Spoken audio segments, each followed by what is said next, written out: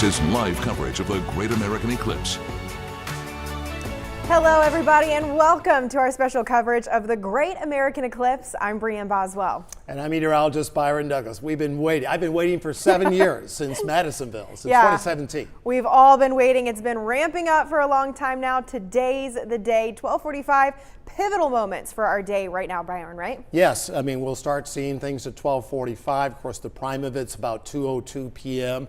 There's a look at the sun right now, and then we'll move into totality a little 2 minutes after 2 o'clock. It's going to last here in the Evansville area about 3 minutes, 4 minutes across southern Illinois, and we'll get a good look at the sun's atmosphere, and the weather is going to cooperate. So crazy. This is my first solar eclipse I have ever seen, so I'm especially excited for today, and we hope you are as well. The eclipse will be visible to 32 million people in the U.S. who live along the path of totality.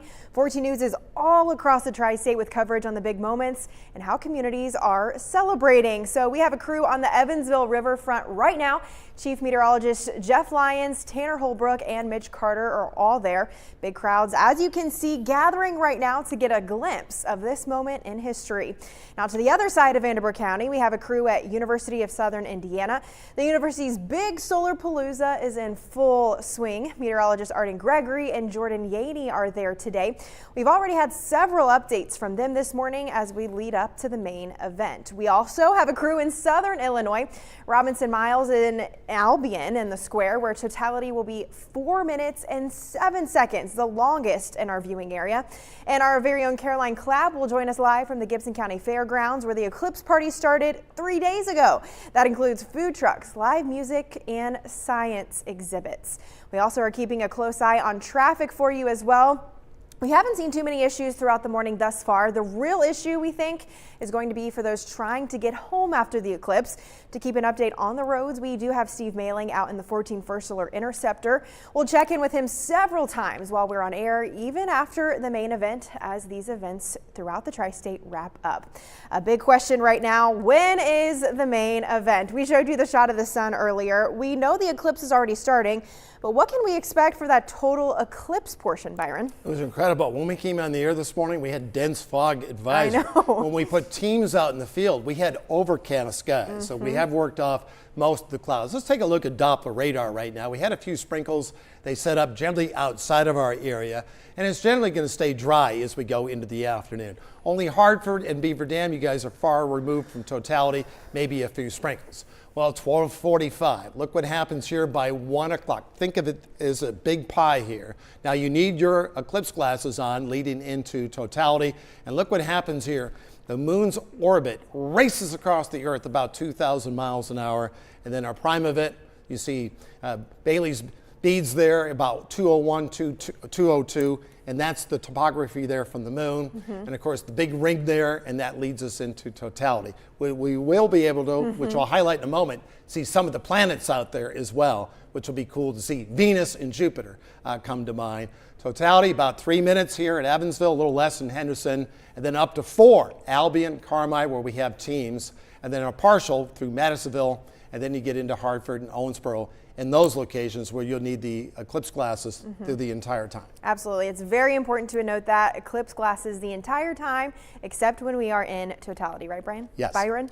Great information to know. We also, the weather has been holding steady today, thank goodness. So can we expect that to hold off for another hour or so, Byron? Yeah, I think we're going to be in good shape. I checked in with the aviation guidance and some of the cloud guidance overall. And the reason is the sun is 93 million miles away. Of course, the moon today is only about 225,000 miles away, so it's going to block perfectly.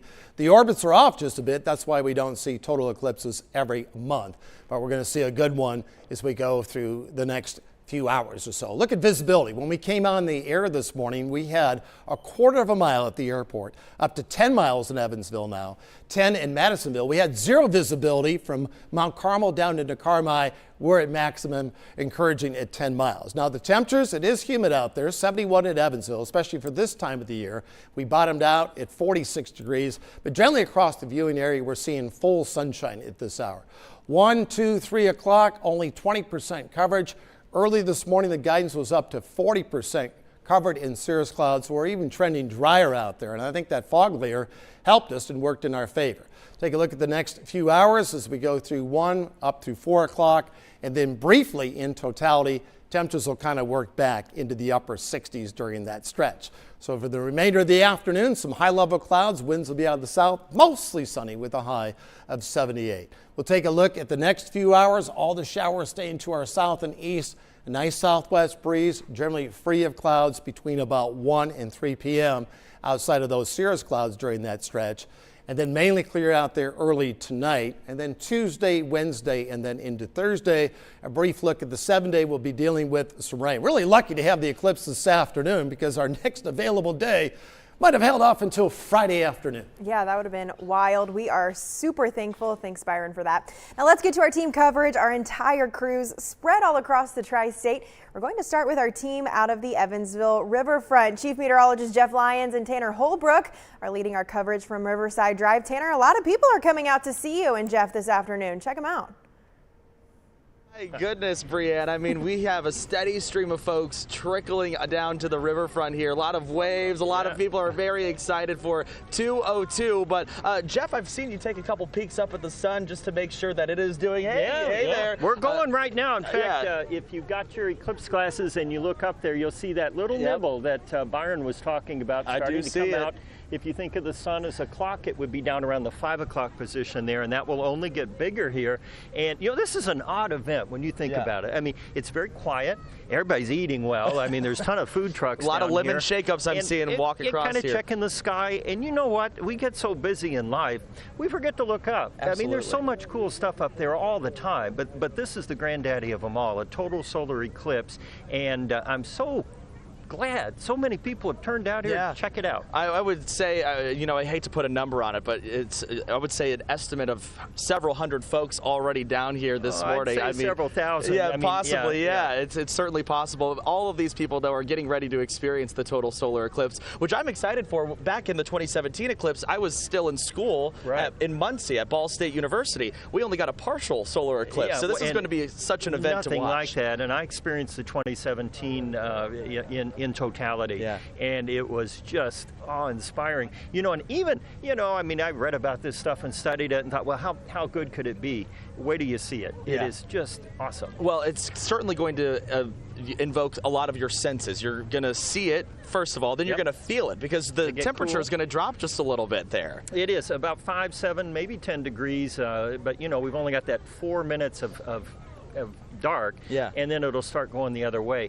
I'm really excited here. In about an hour, that's when the shadows start getting deeper. That's when you really start to look at it. Something's up here. If you didn't know it, think how terrifying this would be if you were just out, you know, foraging for food and it got dark at 2 o'clock. So we know it's coming. Hopefully, well, you were saying earlier, you know, what if you missed a decimal point and it happens tomorrow? Exactly, but or like a week from now. Well, we know that they've got it dialed in because we can already start to see it up there on the sun. By the way, if you are going to look at the sun, make sure you have those ISO certified eclipse glasses. You can check that on the inside of your glasses there. We want to send things over to Mitch Carter, who is live on the Evansville riverfront with us. He's been speaking to some folks around town. And Mitch, who do you got there? What are you talking about this afternoon? Yeah, well, Tanner, Jeff, I heard you guys mention lemonade shake-up, so we're here at the source of the crime here at the lemonade shake-up stand here. And right here, I've got someone very special here who's been working pretty hard on this. Tell the folks who you are. I'm Alyssa Heath, and I'm a junior at North Posey High School. And you're doing this lemonade shake-up stand for college, right? Yes, correct. So what are you guys doing over here? What are you serving? What's going on? We have blueberry, strawberry, and regular lemon shake-ups, and you can even mix strawberry and blueberry, and we have plenty of workers. As you can see, it's been very busy. Definitely have not had a break on this warm day. And I know you guys have had a pretty huge line the entire time I've been here. Have you been talking to folks? You seen some folks from kind of out of town? Yeah, we've had someone from Germany, Los Angeles. My mom's keeping track. There's tons of people from all over the world right now. Sweet. Okay. Well, I'm sure you guys are going to have no shortage of business. Wish you luck. Thank you so much. Thank you. Appreciate it. And speaking of out-of-towners here, you know, they've got this massive line right here. So let's go down the line here and talk to some folks. Where are you guys from? From around here? Nashville, Tennessee. Nashville, Tennessee. How long is that driving up here? About 2 hours, 20 minutes. It wasn't real bad. 2 hours, 20 minutes, right? What made you want to take the trip up here to Evansville for the eclipse? Brought the grandkids and the daughter up. Very nice. Very nice. So we got out of school, so we make a day out Might of it. as well enjoy it, right? Yeah. So you guys are in line for lemonade? Never been to Evansville before, so we thought we'd check it out. Yes. Too. So far, what do you think? Well, it's a really nice riverfront. Yeah, so. cool. Hey, we appreciate it, man. Thank you. All right. Hope you guys enjoy it, okay? Thank you. So, like I was talking about here, and like Jeff and Tanner were talking about, we're going to be live here with team coverage on the riverfront, talking to folks, showing you guys some of those people who are from different parts of the country, even out of the country. We've seen folks from Puerto Rico that signed up on this sheet. So, lots of people out here enjoying the riverfront. For now, though, Brianne, we'll send it back to you in the studio. All right, Mitch, thank you. On my way in this morning around 9:30, I saw license plates Tennessee, Alabama, Missouri, Wisconsin. People really flocked to our area. And they made some amendments to come to our area I know. because the highest probability to catch sunshine would be in Mexico and down into Texas, even Arkansas, but they're dealing with more in the way of clouds. In the Northeast, it's been trending a little bit sunnier, and then Western New York, clouds and rain. So we do have clear skies out there. We're going to take a view here of the sun. Okay. Jeff made a good point. Arden has as well. It's kind of like a pie. Yeah. You start looking down in that I see it. 5 o'clock position. There, look at this. Now, Wow. keep in mind, you need the eclipse glasses for this. We're not at totality. That will be at 2:02. The current time is 12:56. So there's a look. Now remember how fast, of course, we're going through space about 1,000 miles an hour, but the moon and the shadow will be racing through the U.S., 15 states in about 1 hour. So it's racing through our area about 2,000 miles an hour. So I'm going to show you some of the graphics out there right now. Clear skies. We're heading for highs low to mid 70s, even a little bit warmer than that right now with these high level cirrus clouds and a few cumulus clouds.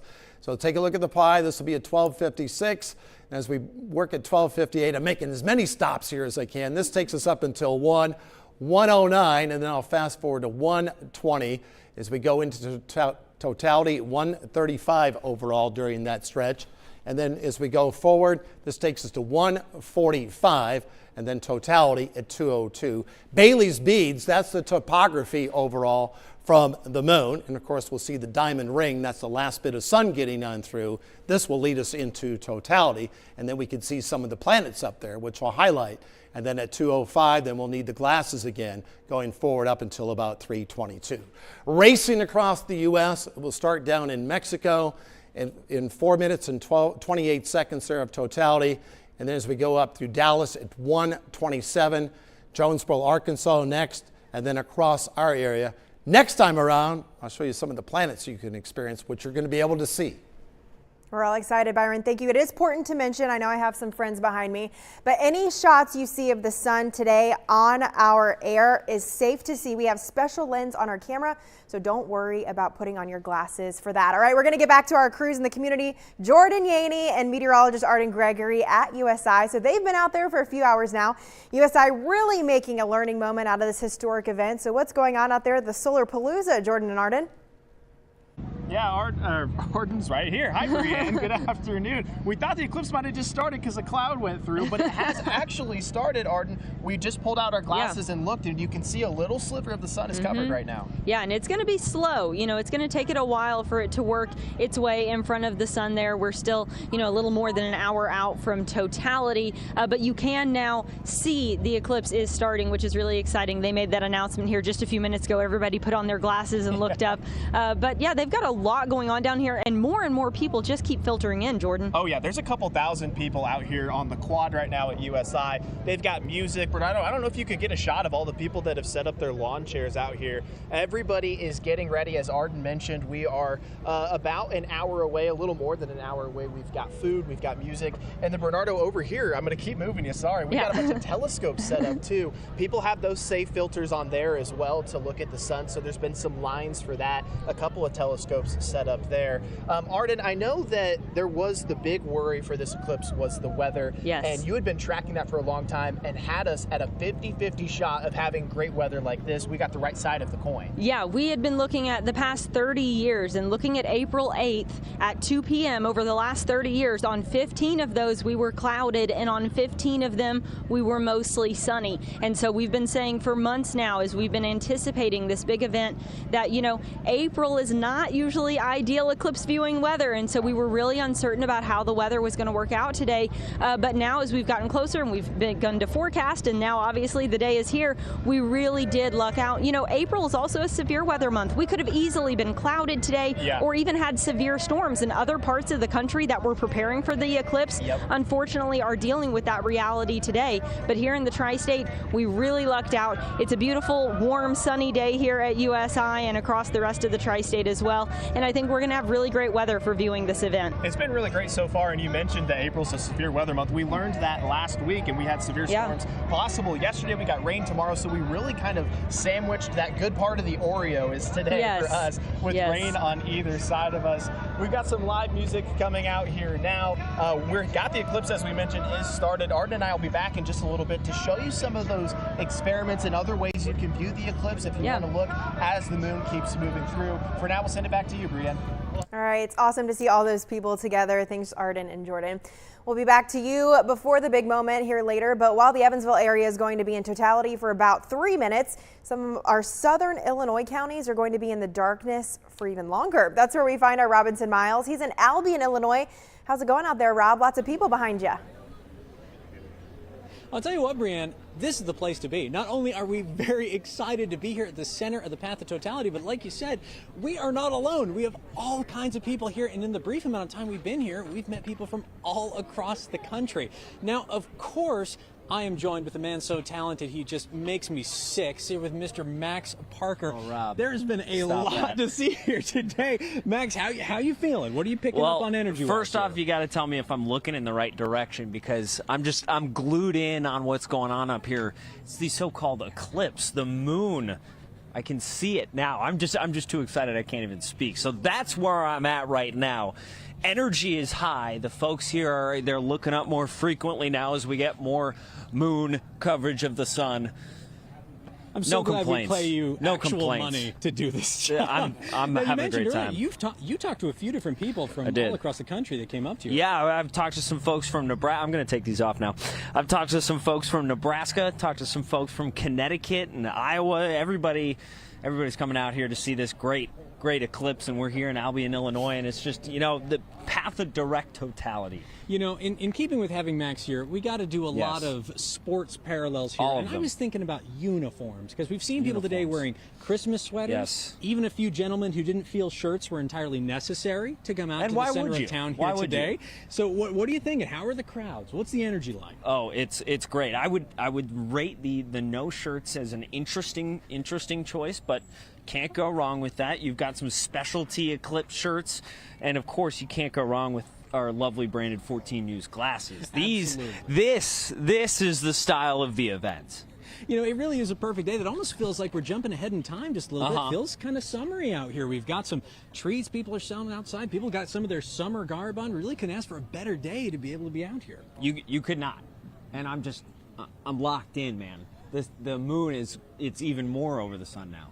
I'm glad we came out with someone just to stare at the sun here today. Well, that's why they give us two of us. You can ask the questions and tell me if I'm standing in the right spot, and I can give you the update that the moon is even more over the sun. Thank goodness. Well, I tell you what, you'll keep checking with us later today. We've got some interviews lined up here just a little bit with some local officials here in Albion talking about the effect that today's event is having on them. But for now, we'll send it back to you.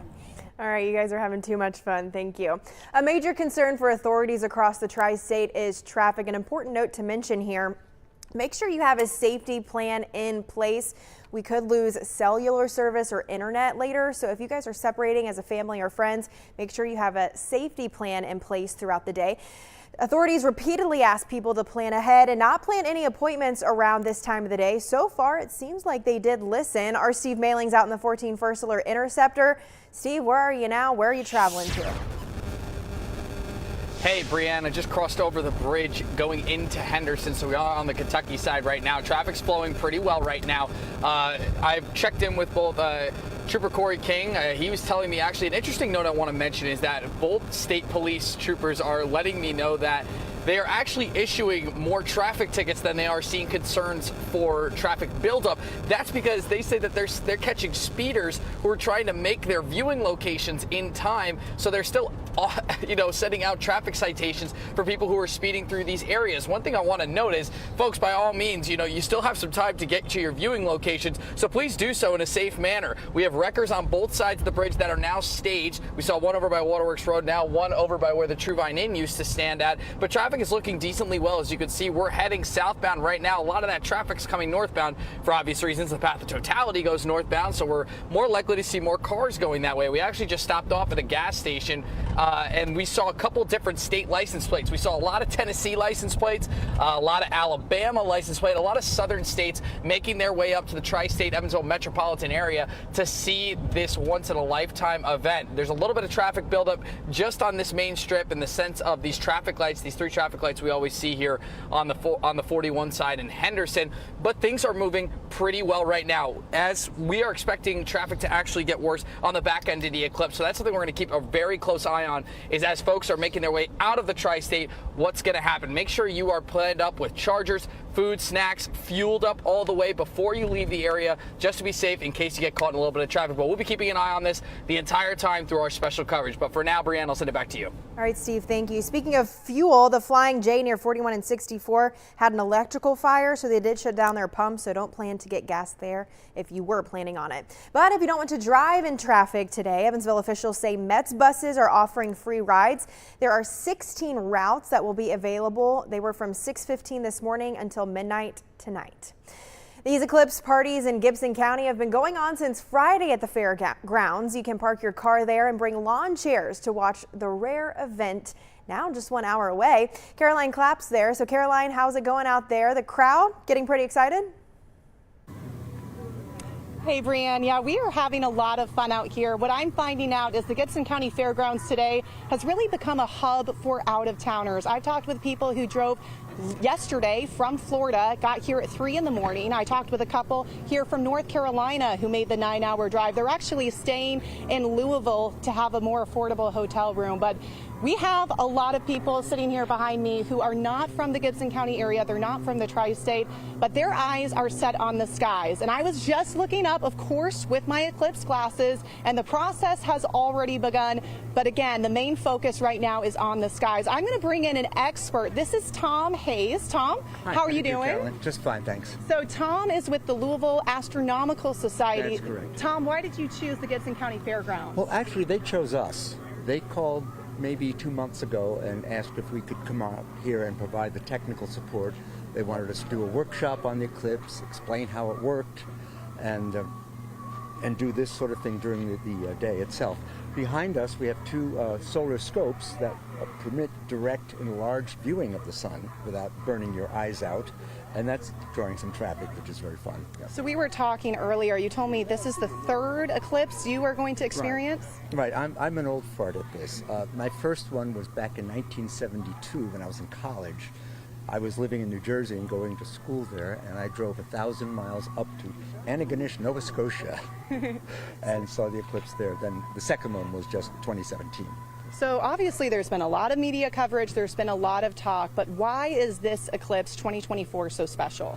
It's special mostly because it's over the United States, and a very big percentage of the population will see it. Now, eclipses aren't that rare. They happen 2 or 3 times a year, but given the size of the landmass versus the ocean, a lot of them are over the ocean, and if the Earth were just 12 hours later in its rotation, this eclipse would be seen in Asia and not here. Would you say this event too brings people together that might not be, science experts, but they're just curious to learn, right? Oh, sure. I mean, I'm expecting to hear a wow go through the crowd when we finally get the totality of people who haven't seen it. Or applause. That happens too. And that's at 2:02? I believe it's 2:02, yes. Okay, and we've got a little under 4 minutes to experience this, right? Right. It takes this time it takes the moon to go across the face of the sun. All right, Tom, we'll send it back to you, Brianne. All right, Caroline, thank you.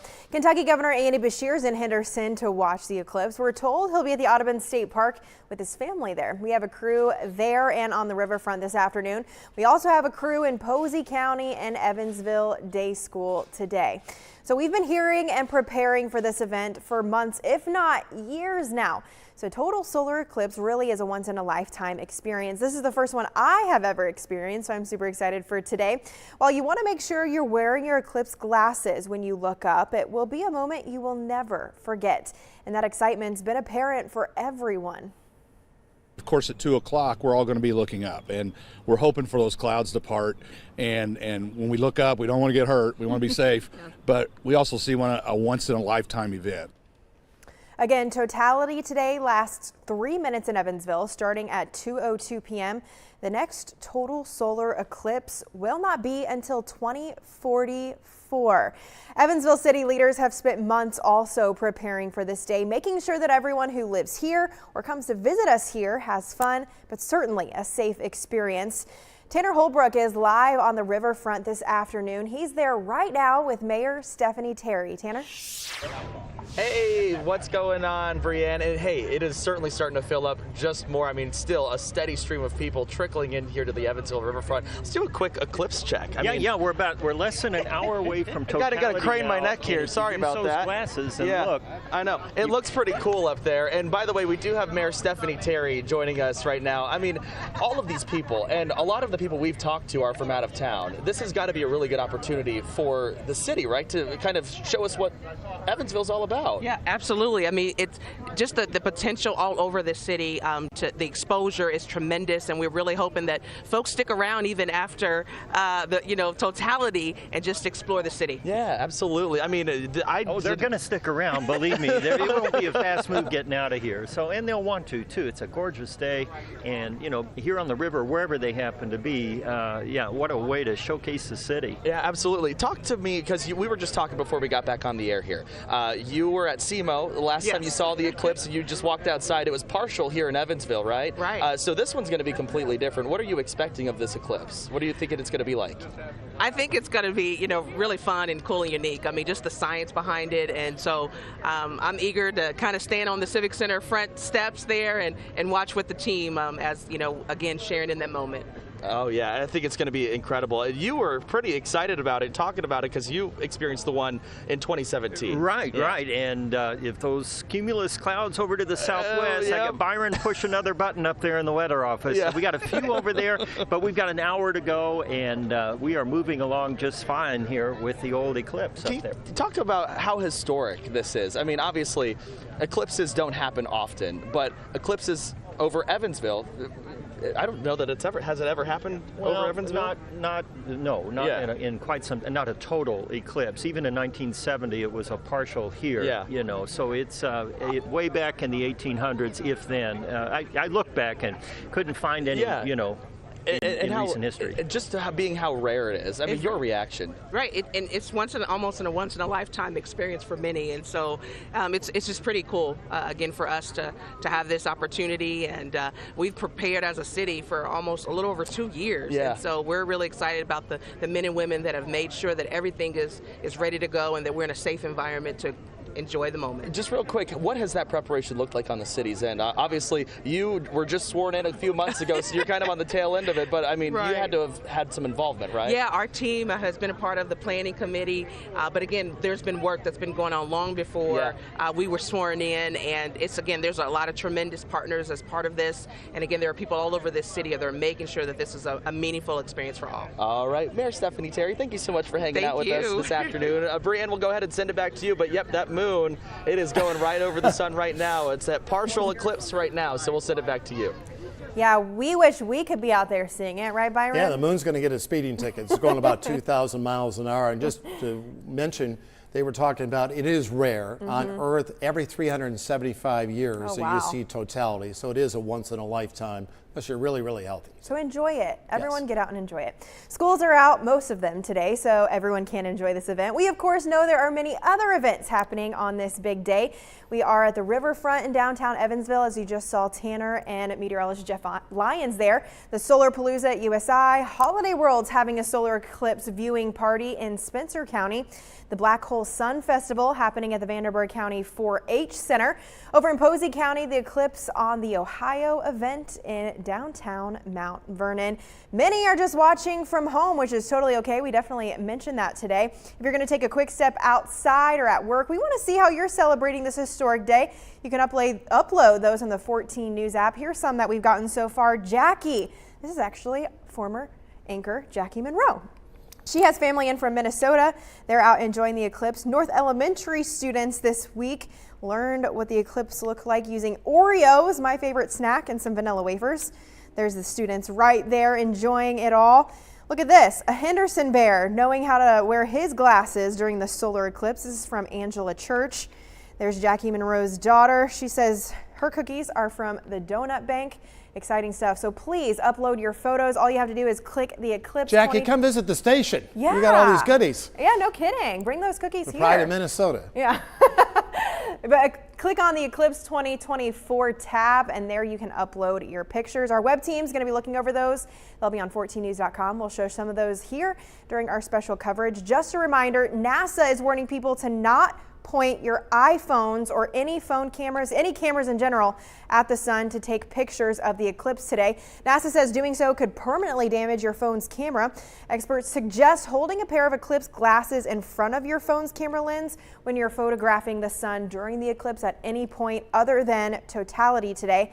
So again, if you can do it safely, upload those pictures and videos on the 14 News app. You know, we were out Friday at Farmersville Elementary, and we were illustrating totality using Oreo cookies overall. It was great. That's I mean, the best. Everyone was learning. And here's a look at the sunshot. Boy, the moon is racing in front of the sun. Here's the current look, almost up on 1:16 on the time. And look, we have clear skies. We had a fog advisory when we came on the air this morning. Jeff just mentioned a few cumulus clouds. We have a few cloud decks up there, but generally mostly sunny skies will be the star of the show. There's a look there at Doppler radar. We're going to send it out to meteorologist Arden Greger. She has all the knowledge on eclipse glasses, had some cool graphics. Arden, bring us up to date. I mean, we were sweating it with these cloud layers in here early. We're setting up to be fairly sunny through totality. Yeah, we've got just a few clouds out here, but it's mostly sunny here at USI as well. I'm hoping this one cloud doesn't move in front of the sun right now and mess up our shot, because I did want to talk to you a little bit more about why it's so important to wear eclipse glasses. It is a serious safety concern. You have a lens in your eye, and when light enters through the pupil, that lens then focuses that light to a point on your retina. That then sends signals down through your optic nerve to your brain and tells your brain what you're seeing. Well, I have another lens here. Well, let's see what happens if we take direct sunlight and focus that to a point. If Jordan's going to hold this for me, hopefully we can get this going. There is a cloud coming through, so hopefully we're getting enough sunlight right now. Okay, there maybe, it is a little bit. Yeah, starting to see a little bit of smoke. Do you want to try the leaf? We can try the leaf. All right. Oh, the cloud might mess us up here. Okay, so if you take direct sunlight and you focus it to a point, here we go, sun's coming back out now. If you take direct sunlight and you focus it to a point, it can very quickly start to burn. Let's and we try the showed leaf. this, okay, we had a little smoke going there. Let's try the leaf, maybe it'll burn easier for us. So oh yeah, we're burning holes in this leaf, if you can see that. So very quickly, that direct sunlight starts to burn, right, when it's focused to a point. And that's exactly what the lens in your eye is going to do. It's going to focus that sunlight to a point. And then it's going to do to your eye what I just did to that leaf. And so if you don't wear those solar eclipse glasses to protect your eye and you look directly at the sun, it's going to focus that light onto the back of your retina, and you don't have pain receptors back there. So you're going to be doing damage to your eye, and you're not even going to know it until it's too late. And then you can end up with what's called eclipse blindness, which is essentially like a camera flash, a sort of a vision of the sun burned into your vision that may never go away. So it's very important to always wear your eclipse glasses anytime before or after totality if you're going to look directly at the sun. Absolutely, and that eclipse has started. We've been mentioning that the moon has started moving in front of the sun. We've got a little less than an hour to totality. Byron Douglas, we'll send it back to you. All right, appreciate all your perspective. Art really breaks down the safety on the eclipse glasses. And I can tell you what, we had, Jeff, myself, Art, had so much time. We went out to all 3 states, Southwest Indiana, Western Kentucky, Southern Illinois, that not only talk about totality in the eclipse, a once-in-a-lifetime event, and then also mixing in a little bit of severe weather in our talks, which we did have last Tuesday overall. But we've been to, last check, about 60 schools in all. Here's a little perspective on that. So we talked about the eclipse today, right? So what do you think is going to happen? I think when it gets to us, it's going to be pitch black. Poof, it gets dark outside, right? Whenever you told us about those rings that were going to be before the total eclipse, I never knew about those rings. Yes, and I saw them last time, and I guess it's because of the topography of the moon. And then you get the ring, and it's very interesting to look at. The moon has to be 400 miles away from the sun, and the Earth has to be 400 miles away from the sun.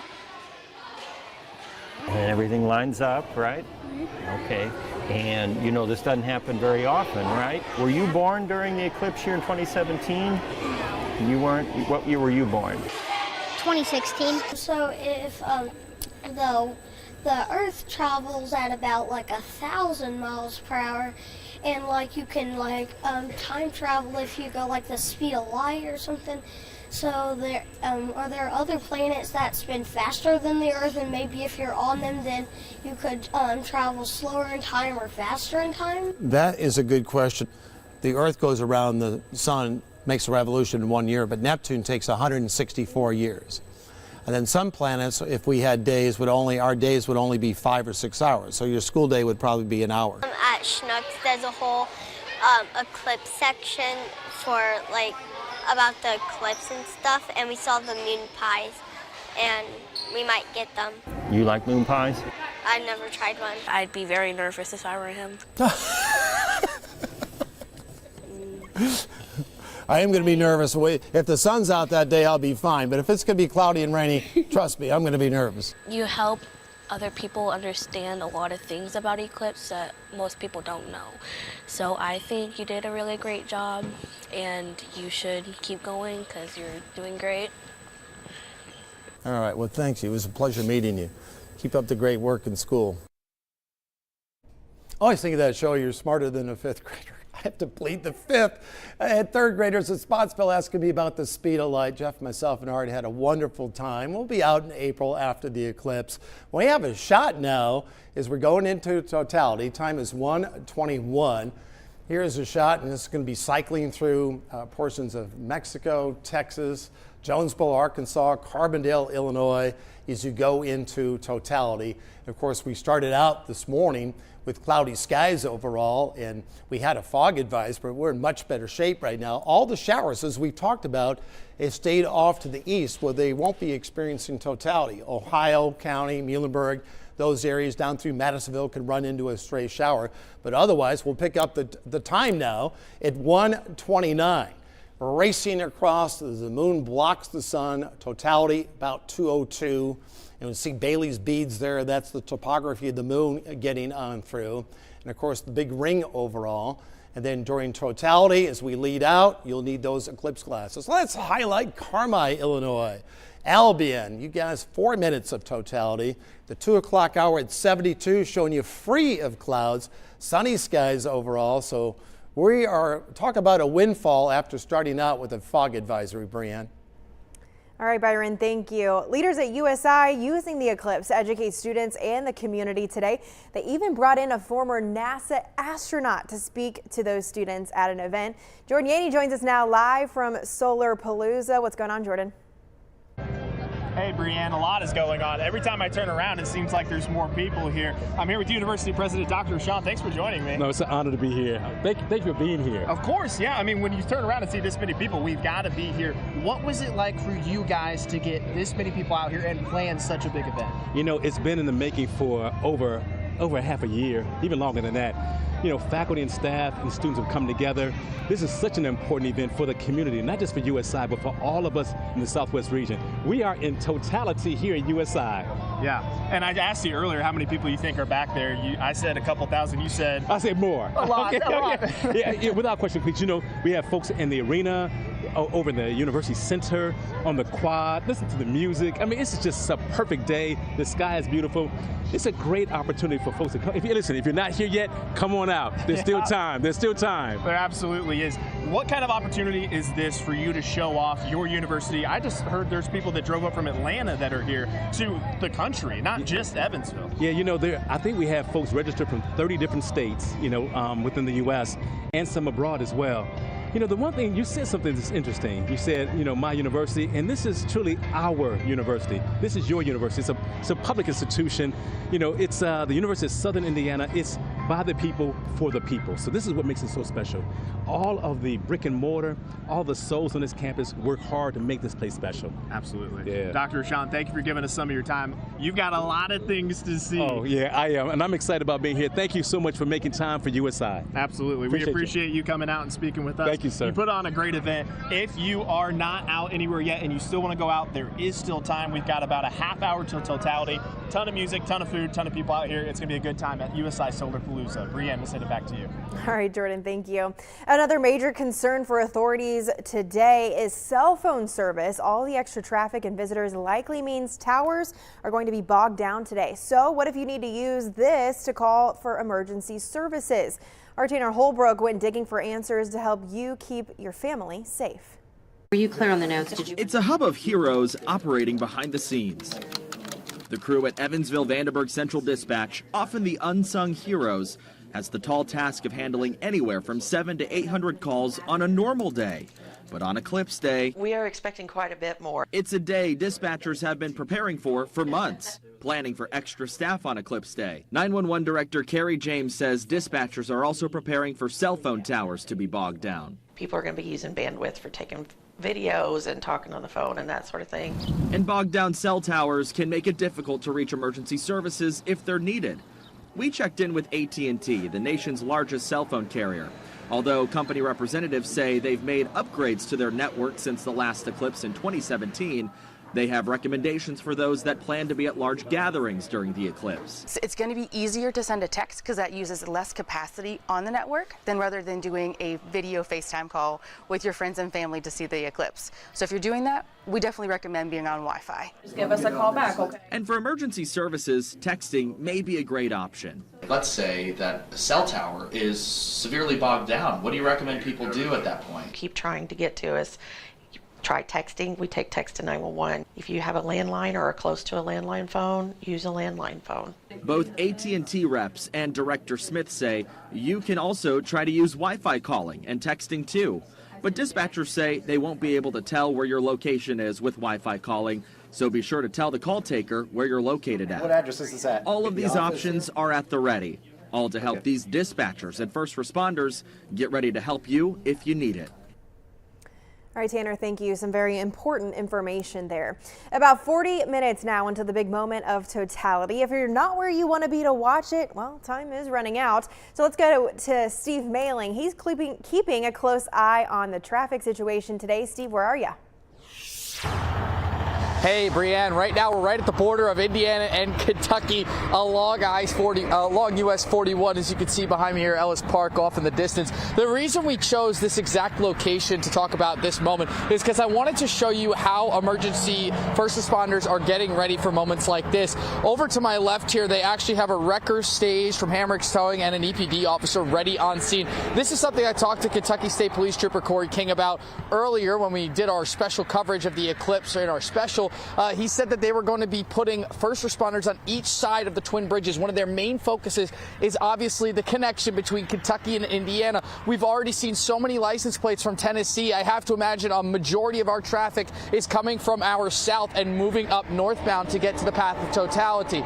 So we are keeping an eye on those twin bridges as much as first responders are going to want to keep that place open. Some things I want to mention, Brianne mentioned, we got about 40 minutes until the big moment. Make sure you are getting to your space when you need to be there by the time totality hits our area, but be sure you're either on an off or on ramp. If you get caught on the road, do not park on the shoulders. That's only for emergencies and for first responders to get to people in need. I also wanted to add that just be alert as you're on the roadways. We're going to see a little bit of backup, and we're expecting some more on the back end of when totality is over, when everyone starts to leave the Evansville metro area. So just plan ahead, stay alert, fuel up your cart, and we will be watching traffic, keeping you updated this whole time as we get ready to view quite an awesome event here in the tri-state. But Brianne, I'll send it back to you for now. All right, Steve, stay safe out there. As we mentioned earlier, while the Evansville area is going to be in totality for about 3 minutes, some of our southern Illinois counties are going to be in darkness for even longer. That's where we find Robinson Miles. He's in Albion. So, Rob, how is it out there? So, Brianne, Albion is the place to be, and I'm not the only one who thinks that. You took a look around, and there are all kinds of people here taking advantage, which is a big deal for a little town like Albion. Now, to tell us just a little bit more about that, I'm here with Jessica Evans, who is the president of the Albion Area Chamber of Commerce. And tell me, what did you guys have to do to get the Eclipse to come to your town? So a little bit of witchcraft, a little bit of rain dance, all of the above. But no, we're so lucky that it has here and that we're a center of totality. So what kind of opportunity is this presented for you guys? It is an amazing opportunity for our brick and mortar businesses. They are the absolute lifeblood of a small town like this, and this is a day that our brick and mortars are going to talk about for years to come. About this was our best day in business. We had so many people. We were packed for hours and hours and hours. We sold out of food, and so it's a fantastic opportunity for the entire town as a whole. And we genuinely hope that some of these people will come back on a non-eclipse day for us. You know, you mentioned a little bit before we got going that even in just these past few days, you guys have been able to raise more money than you often do over several months. Yeah, as far as the chamber goes, the last 2 or 3 days have been extremely profitable for us, and this sets us up to do more good in our community, offer more events like we've had the last 2 days, our Eclipse on the Bricks Festival. And we do scholarships and just various donations throughout the community throughout the year. And so this really does set us up for success, and also to continue to help our members and our brick and mortars and just the community as a whole. So now that we're finally at the actual day, what is it like for you to look around and see how many people couldn't miss the opportunity to be here in Albion? I haven't seen a crowd like this in town since I was a little kid, and at our Pork Day USA Festival. This is so fantastic. I'm so happy that so many people chose Albion and chose our little slice of heaven to see this historic event, once in a lifetime opportunity for so many of us to see this. And from 2017 to this, the difference is going to just be literally night and day. And so I'm so excited. Now, I don't want to put you on the spot because I know you're very busy, but have you had the chance to have a signature Albion pork burger yet today? Not today. We grilled several pork burgers on Saturday, and so I am good on pork burgers for a little while. I don't need to see a pork burger or a pork chop for a good while. But yeah, pork burgers are an absolute staple. So. Perfect. Jessica, thank you so much. And of course, we'll keep checking in with you guys here from Albion for the next few hours. For now, reporting in Albion, Robinson Miles, 14 News. Thank you, Robinson. What a sight overall. When we sent our teams out today, most of the viewing area had cloudy skies. We were left over with some stratus clouds after the fog advisory.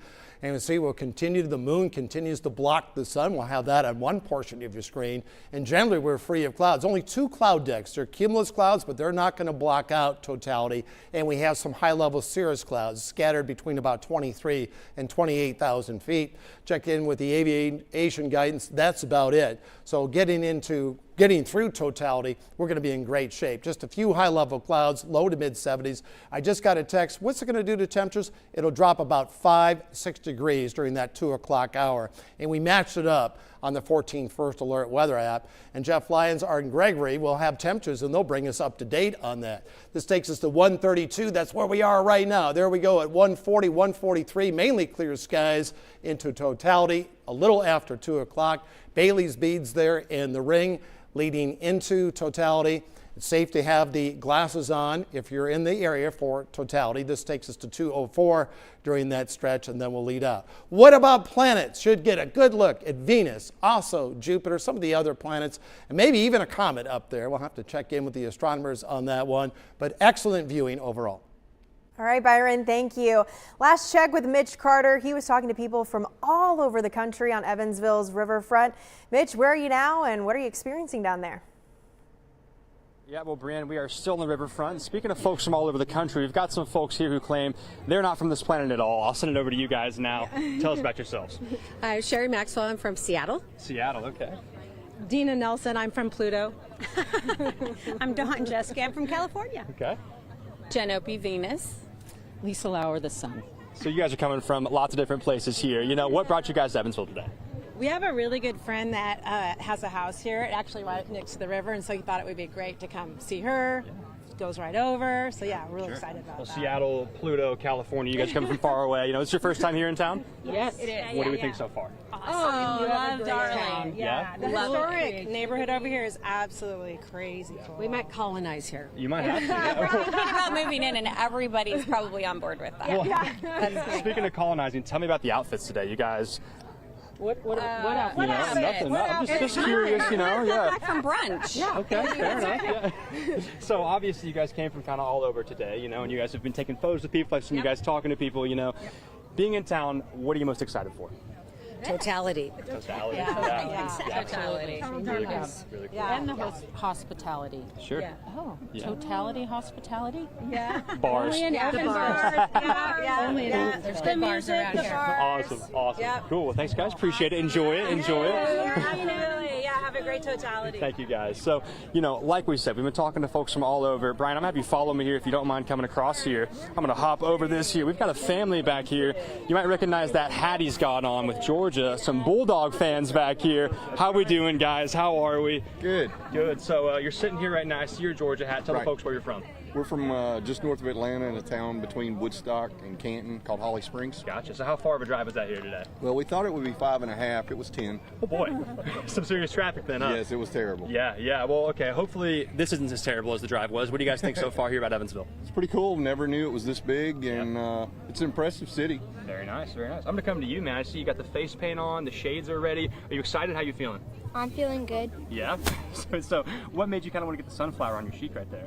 It's an eclipse. Very nice. I like it. So for you guys, you know, is this your first time in town? Yes. First time in town? What do you think so far? I like it. I mean, it's huge. Yeah. I thought it would be much smaller and not like this, but yeah. And so, you know, with all the places in totality, what made you guys kind of pick Evansville? So this was kind of like one of the closest areas. Yeah. But there's also a pastor that his son was projected to die after birth. He was born early here in Evansville. He's the pastor of a counter church. Mm-hmm. But anyway, so my wife and her sister kind of got connected with him on Facebook, and it's just prayed for them, and just a situation where like, hey, we can go meet him. Yeah. So here you go. Now best Evansville seat in was the the house, place. guys. That's right. Well, hey, enjoy it. All right. Appreciate it, guys. So like I said, talking to folks out here from all over the place, even folks from outside of the world. For now, though, Brianne, we'll send it back to you guys in the studio.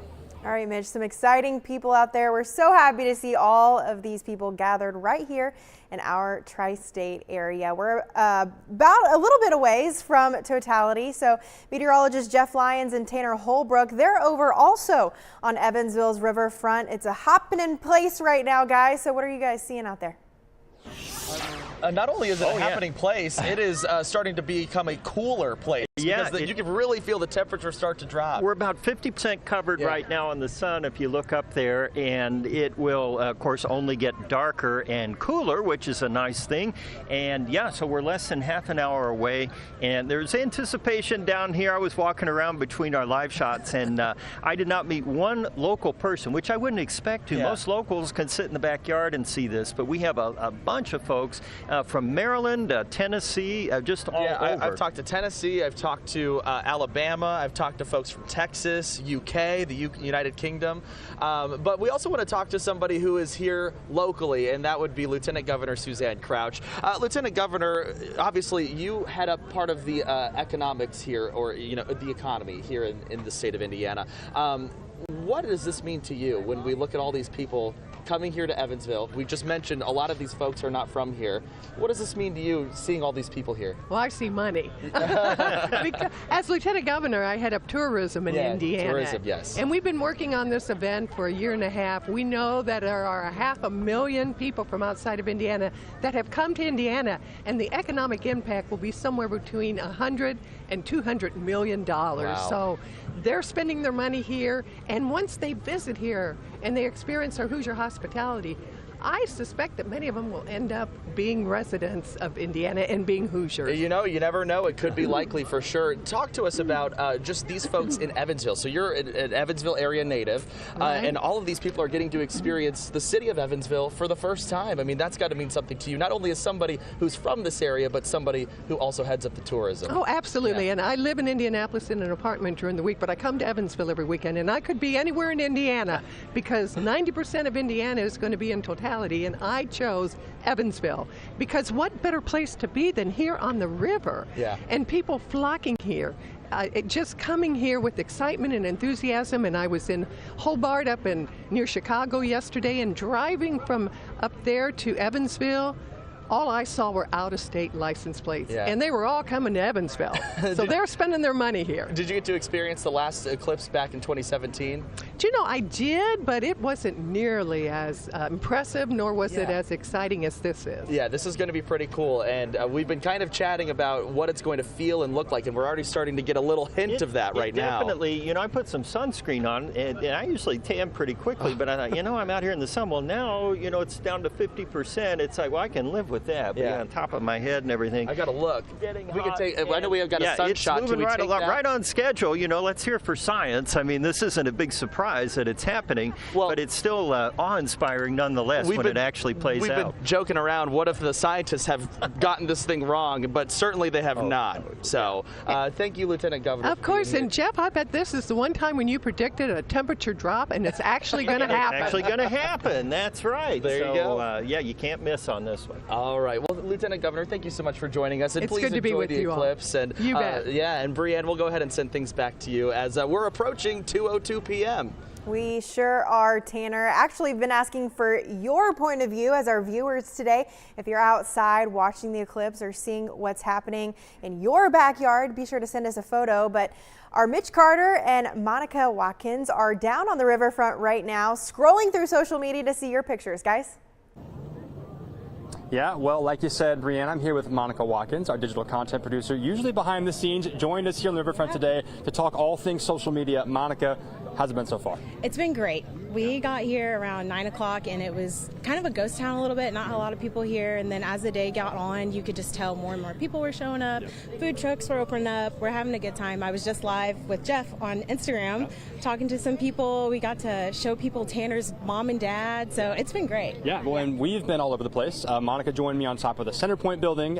We've been up and down the riverfront here. For you, what's been your favorite part so far? Oh my gosh, talking to people. There's a lot of them. I love talking to the people here, especially because everyone's from so many different places. I know we had somebody from Wales. We were seeing on a sign there was someone from Puerto Rico. Like, it's not just Indiana, it's not just Kentucky, not just Tennessee. It's everyone from everywhere. It's great. Yeah, absolutely. Well, and everyone's got their phones out right now. Everyone's taking photos. Everyone's taking videos. I know we want those as well. How do folks go about that? Yeah, so on our website, there is a way to send in pictures and videos. Please go find the link. could just click it, add your photo. There's a story that's posted. All you have to do is click that story, go to the bottom of it, it's there. And if you're on social media, just use hashtag 14news and we'll get those posted and up. We want to celebrate this time with you and share the day. So share your pictures and videos, please. Absolutely. Well, Monica, thank you, and thanks everybody else who came out here. Brianne, for now, we'll send it back to you guys in the studio as we get ready to see complete totality. All right, Mitch, thank you. We have crews all throughout the tri-state. Our very own Caroline Clapp is at the Gibson County Fairgrounds. Big party going out there. Caroline, what are you seeing? Hi, Brianne. We are seeing a lot of people from out of town. The crews here at the Gibson County Fairgrounds counted the number of out-of-state license plates, and they counted 23. And I'm standing here with someone who was from out of town. You're from quite a ways away. Don, where are you from? I am from Tampa, Florida. I've lived there for the last 17 years. My sister and her family, they live here in Evansville. We're here in Princeton. But you grew up in Mount Carmel. I grew up in Mount Carmel, and I didn't think of this at all until about 3 weeks ago. I was having lunch with a friend, and he has his kids in Texas. They're going to college there, and he mentioned that they were going to all this effort for the eclipse, paying a huge amount for a hotel room. So I thought, wow, this must be something. But I kind of didn't think about it. And then a few days ago, it was all over the news. And I thought, why? I'm retired. Why don't I just make a road trip up to Evansville and see this thing? So you decided lunchtime yesterday. Lunchtime yesterday, for sure. I was sitting in Gainesville, Florida, where both my kids go to school at University of Florida. Go Gators. We were having lunch at Cheesecake Factory, and I was like, you know what, I'm just going to go. And so I got in the car and just kept on driving. I left a little bit after noon Tampa time. They're 1 hour ahead.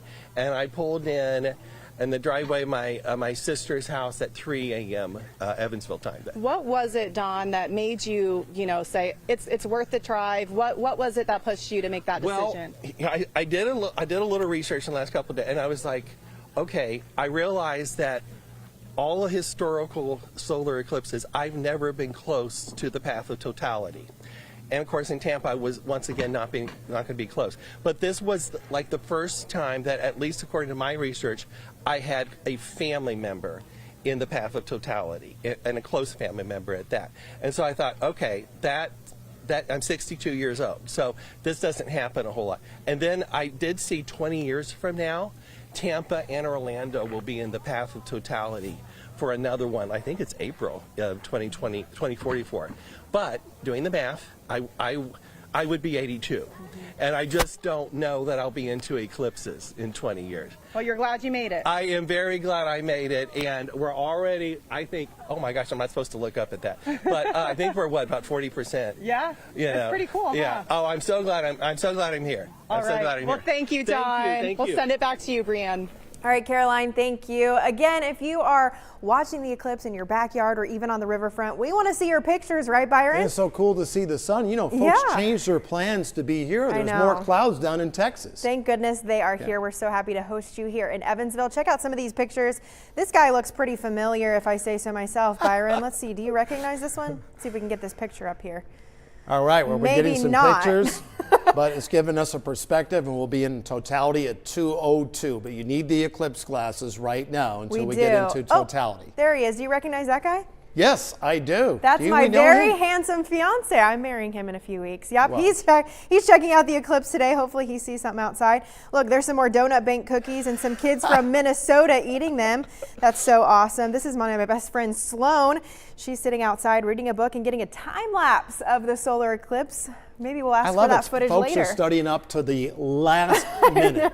Yeah, maybe we'll get that footage later. Plenty of people outside enjoying the eclipse and checking it out. Look at that. That is adorable. That's a picture to last a lifetime, if I say so myself. And it's great. You know, a lot of area schools are off today. They It's are. a great learning experience. And great family time as well. So get out there, make sure you put your glasses on, but safely enjoy the eclipse for sure. We are so excited that this is here. We have been working on this for such a long time.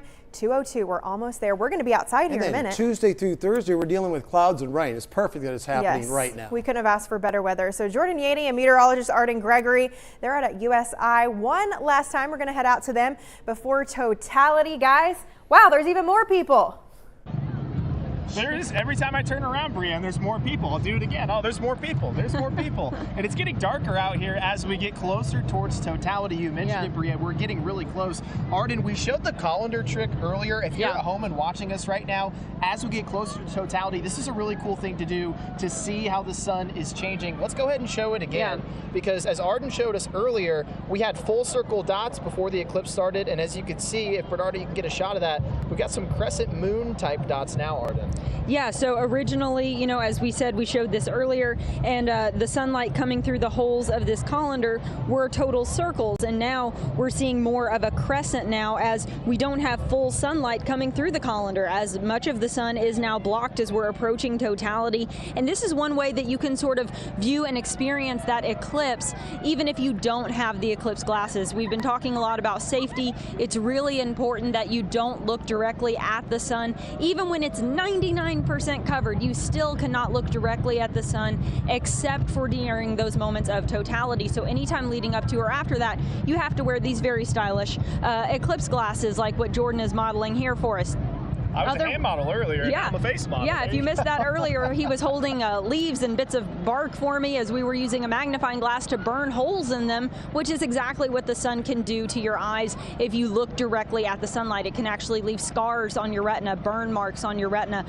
So if you don't have eclipse glasses, but you want to track the progress of the eclipse, go grab a colander out of your kitchen. This is another way, just kind of a classic pinhole projector kind of way of keeping track of the eclipse. As Jordan mentioned, we are starting to notice that the sunlight is dimmer now than it was earlier today. You can tell the sun is sort of being weakened at this point, but obviously once we actually hit totality, it will get truly dark, and that's when you can safely look at the eclipse, and we won't be able to see anything through our colander at that point.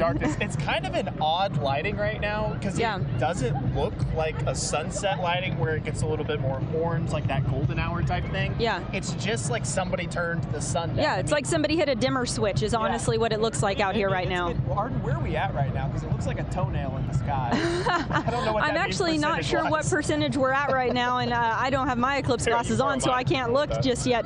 But yeah, we're definitely getting up there. I know they've been giving you guys sort of the live stream of things. Yeah, a large portion of the sun at this point is covered. I say we're probably at 80, pushing 90% of the sun at least at this point, just estimating from looking at it just now. And so as we continue to get closer to that totality, this dim light that we're seeing will continue to increase, and then it will get dark as if the sun has just set, and that's going to be a really cool thing for all of these families and friends that are out here at USI today to experience together, and we'll be experiencing it right alongside them. Yeah, this is our last check-in before the eclipse, so we'll let you know what everybody was reacting to out here. There's several thousand people out here now, so we'll be talking to them, hearing from them, getting their reactions, and you'll get our reaction afterwards. For now, we'll send it back to you, Byron Douglas. All right, 12 minutes from totality. We're going to make it. We're generally seeing sunny to mostly sunny skies. A few cumulus clouds, a few cirrus clouds will not interrupt totality. Mainly full sunshine across the area. Let's pick up the time. We're past 1:45. We'll go into 1:55, 5 minutes from now. Bailey's beads and then the ring leading into totality. Safe to view because you're seeing the sun's atmosphere, and it's unusual. The sun's atmosphere is actually hotter as you go up through that. Big difference between 99% and 100%. I'll step out, let you absorb that. Keep in mind, if you're in that 98 to 99%, you'll need the eclipse glasses on through the entire trip. And of course, you will view the sun's corona. You can remove those eclipse glasses in totality for about 3 to 4 minutes. And temperatures are scheduled overall to dip about 5 or 6 degrees. Let's check our temps coming in above guidance. We bottomed out at 46 this morning with the fog advisory. It was out of here by 9, 75 now in Madisonville, and a 75, generally mid-70s across the area. At 2 o'clock, when I came on the air at 4:30 this morning, we were at 41% sky cover. So I think the fog actually worked in our favor. Nice stable layer of atmosphere as you go through there.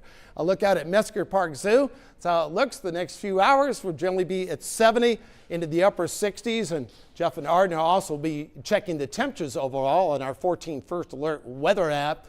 And then they're going to drop about 5 or 6 degrees, but generally sunny to mostly sunny skies. The highest probability of sunshine across the 15 states was down in Mexico and Arkansas. They're dealing with more in the way of clouds, and we're generally seeing full sunshine. I know when I had dinner with Chief Meteorologist Jeff Lyons back in January, we sat down, our family sat down, he goes, it's so cool. This was back in January. He got to talk to an astronomer. And this story, you got to check this out, how incredible this is. Let's check in with Jeff. For local astronomer Scott Connor, his journey along the path to the Great American Eclipse began 40 years ago with his first peek into a telescope. When I was younger, my uncle gave me a telescope, and I went out pointing at every star I could see in the sky, and I just happened to find Saturn with the telescope. And once I seen the rings of Saturn, I was hooked. And you may need to focus it a little bit too. Since that first glimpse of the rings of Saturn, Scott has been reaching for the stars for most of his life. Yeah, you can see the bands on Jupiter, you can see the rings of Saturn, you can see the moons of Saturn. From early simple telescopes to his sophisticated setup today, he has captured stunning images of the universe, distant galaxies, nebulae, constellations, and comets across the night sky. But the biggest event will begin in broad daylight on the afternoon of April 8th as the moon passes in front of the sun. Starting about 5 till 2, the moon will have covered about 98% of the sun. And you'll see, if you kind of look around you, you'll actually notice a shadow. You'll see a darkness coming, not exactly like black, but you'll see a darkness in the sky coming towards you from the southwest. And when that comes across at about 2,000 miles an hour, it instantly drops you into a mode where you see sunset all the way around you, and the stars start to come out, the planets start to come out, and that's when that corona comes out on the sun. That lasts about 3 minutes, depending on where you are in the tri-state, 4 minutes if you're further west, and then it will start to come back out, and then everything goes back to normal. Viewing the corona is the top prize in an eclipse. The gaseous glowing form is only visible during totality. The corona is the outer atmosphere of the sun. You can only see it during eclipses. Being able to see how the material leaves the sun is important for space weather. Things like the auroras and things like that are controlled by material that comes out of the corona during flares and things like that. Scott uses specially designed filters to allow him to observe and take pictures of the sun and corona during the eclipses.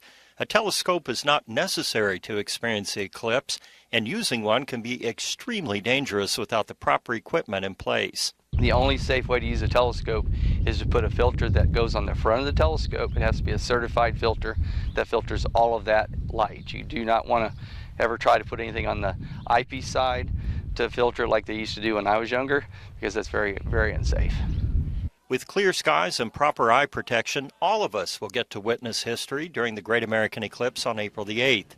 For Scott Connor, the minutes of darkness will be the highlight of 4 decades of studying the sun, the moon, and the stars. We are almost there. Exciting stuff. Well, let's head back to Caroline Clapp.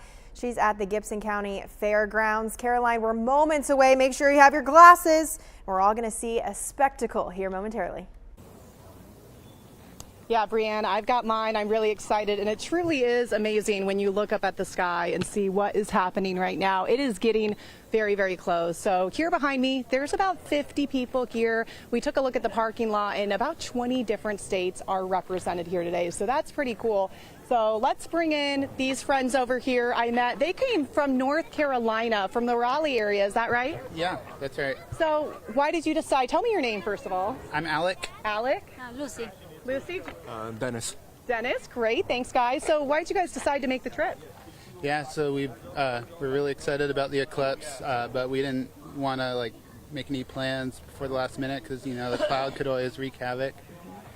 So we decided to come to here. It's barely makeable in a single day drive. How many hours? 9. Okay. It was worth it though, right? We lucked out weather-wise. Yeah, we really nailed it. So far, what has it been like looking up? It was great. Yeah, we have seen the moon covering the sun, so it looks really interesting. Yeah. Have you seen anything like this before? No, not before. My first time. Yeah. Okay. Very cool. Anything I didn't ask that you guys want to add? I'm good. What do you think about that moment when we are in totality? What are you expect? Is that what you're most excited about? Yeah, I'm really excited to see the stars and planets in the middle of the day. I think I might just lose my mind. We'll leave you guys to it. Enjoy it. Thank you guys for your time. Let's head on over here. So again, the main focus right now, the main event is what's up in the sky behind me. But we've had a lot of food trucks come out to the Gibson County Fairgrounds today. If you look at that Welcome to the Path, that is the food truck destination zone. So all day people have been enjoying delicious treats from local food trucks. One of them I talked to came from Henderson. Very excited to be here today. And again, you can see these people over here. I mean, we are getting into game time here. So the sights are on the skies. The music has cut. The DJ has stopped playing the music because we really want to just focus why we're all here today, and that is to experience this rare total solar eclipse. So let's see who else we can talk to here today. Let's see.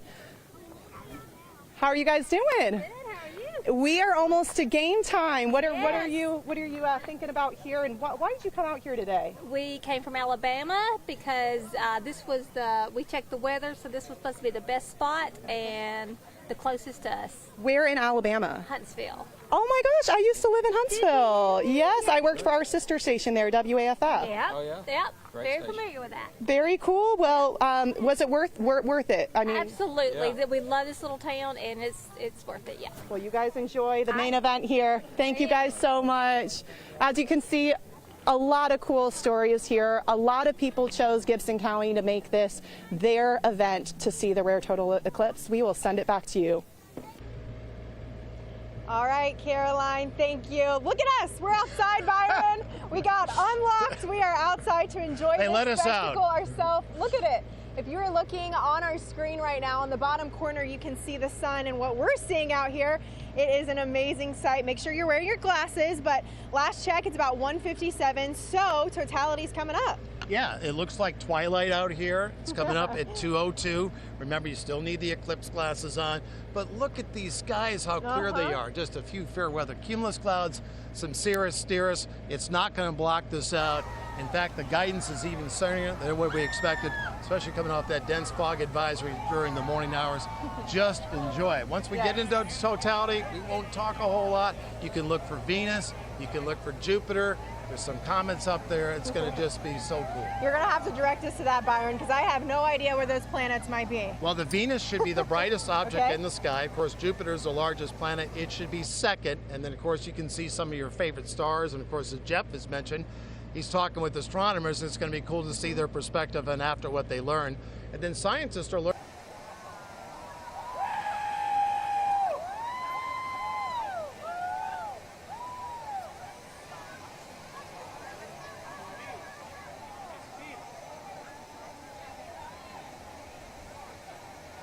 On. We don't want your eyes to get hurt, but as soon as we reach totality, Byron, we're able to look at it without these, correct? That's correct. For about where we are here on the west side of Evansville for about 3 minutes. If you're in Albion, Carmi, Mount Carmel, 4 minutes, and then once we run out of totality, you need the glasses back on until everything clears about 3:22 p.m. What does it take to get us to this point for you guys as meteorologists? We've all been working hard for this, but you guys have really been out in the community telling people about it. It's been so cool to go to all 3 states to learn about this. It's emotional. It's been a lot of fun. I've had to go to the public library to learn. I didn't realize there's like 40,000 objects polling gravitational-wise on the planet Earth, so I actually don't want it to be over. Yeah, I know. We're so, oh my goodness, the street lights just came on here on 14 News. That's crazy. Cool. We weren't expecting that, so that's awesome to see. Truly, this is history in the making, and we are just so blessed. I only usually see these at 2 in the morning when I come to work. We're so blessed to be part of it here at 14 News. We hope you've enjoyed our coverage today. We are just moments away from reaching totality, where the moon is completely blocking the sun from Earth. Honestly, I'm getting kind of chilly. It is 2 o'clock right now. 2 minutes to go. It's kind of chilly out here. I wish I had a sweater. And you know what? The moon would get a speeding ticket. It's racing. The shadow is racing at 2,000 miles an hour. So it's going to cover. It's gotten darker since we've been out here. I'm going to go ahead and put my glasses on. If you're looking up to the sky, you can barely see a sliver of the sun. We do have a crew in Albion, Illinois. Robinson Miles is out there with the crew. So We are showing people out there. There are plenty of people out there enjoying it. I'm hearing in my ear right now, it is very dark out there. I'm seeing birds flying. They're probably wanting to go back to their nest, right? Worried that it's about to hit home. We have, on our road out here, I see street lights flickering on too. So it's kind of funny. We weren't expecting that. Well, there's people at Mesker Park Zoo, the patrons out there. They're going to be able to study some of the animal behavior. I feel like it's New Year's Eve overall. We have a countdown. What's the time check? Yeah, less than 30 seconds. 30 seconds. We're going to take the sun shot full so you can enjoy it, so we can enjoy it. All these street lights are coming on. This is crazy. What an exciting time. History truly in the making. I can't wait. Countdown to 2:02. Kenny Perkins will shout out the time. We're coming into totality. This is going to be incredible. More street lights are coming on here.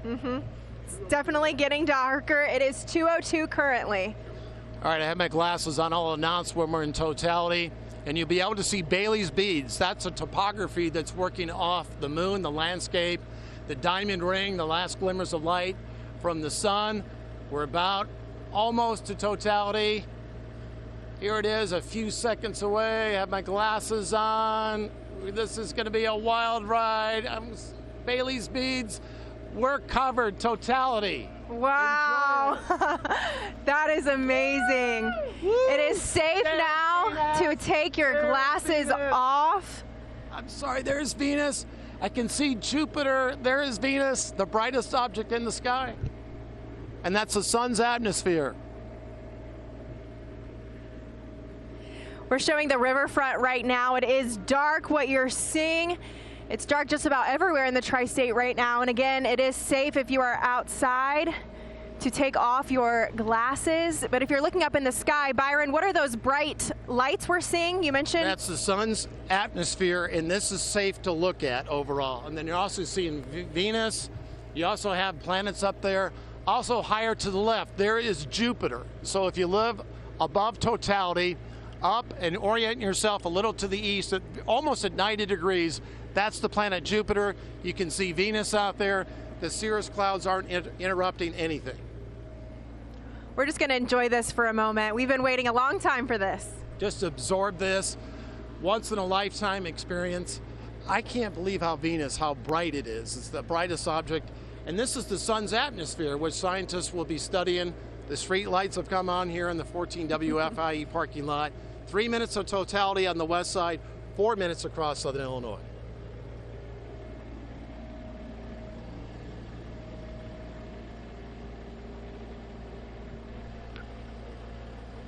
Time check, we're at 2:04.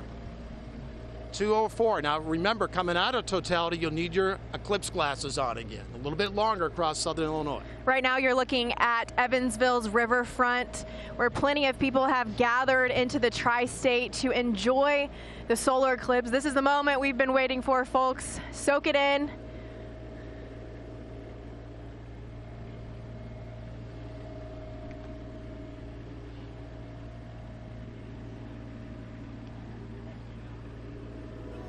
It's amazing, isn't it? What do you think? I think it's Here's wonderful. another view. The sun's corona. This is our second See one. Venus, Jupiter, some of the stars up there. Have you heard anything about I haven't heard any crickets or anything like that. I haven't either. It's a little loud out here, but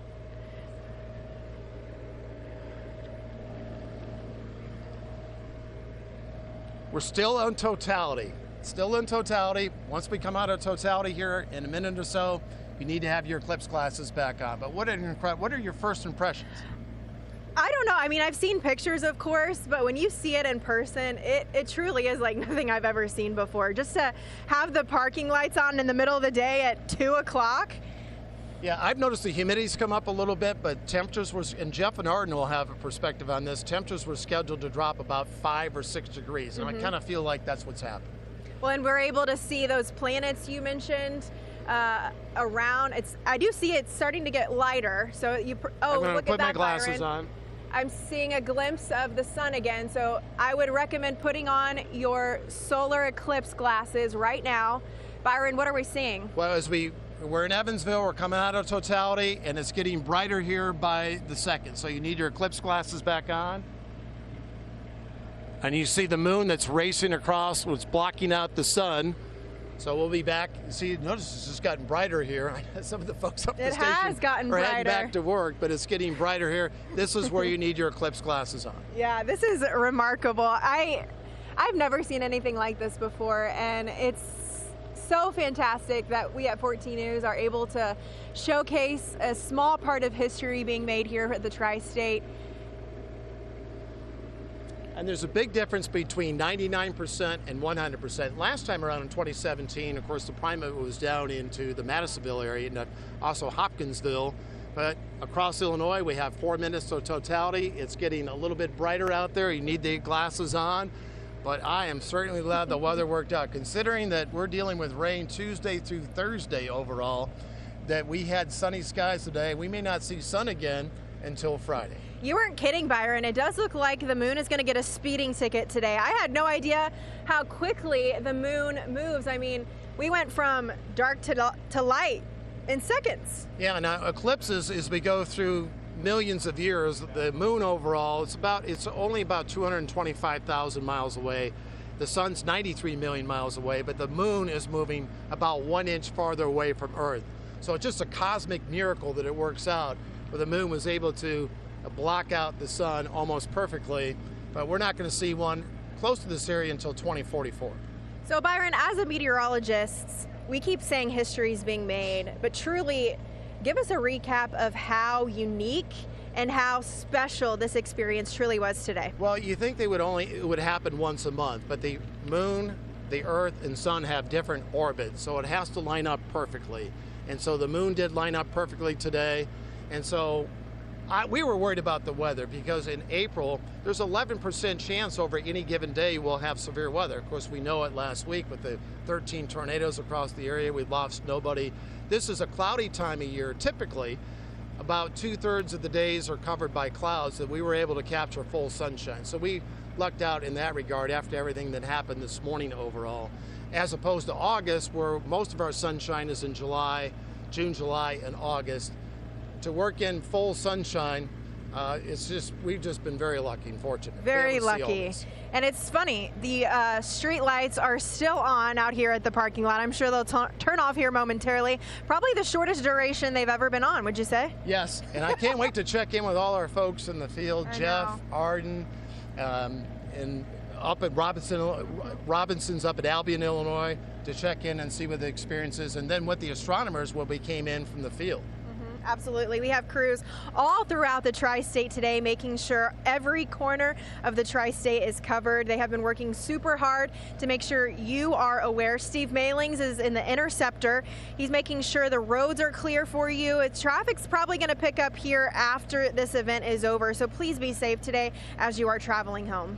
Yeah, if you can wait a little bit, maybe wait an hour or so until traffic thins out a little bit. But I think everyone did a nice job back in 2017. And I'm encouraged everyone will do the same today. So. All right, we are so thankful here on 14 News. We got to showcase the 2024 solar eclipse. Thank you guys so much for joining us. We're actually going to send it down to meteorologist Jeff Lyons now at the riverfront. Jeff, what's it been like?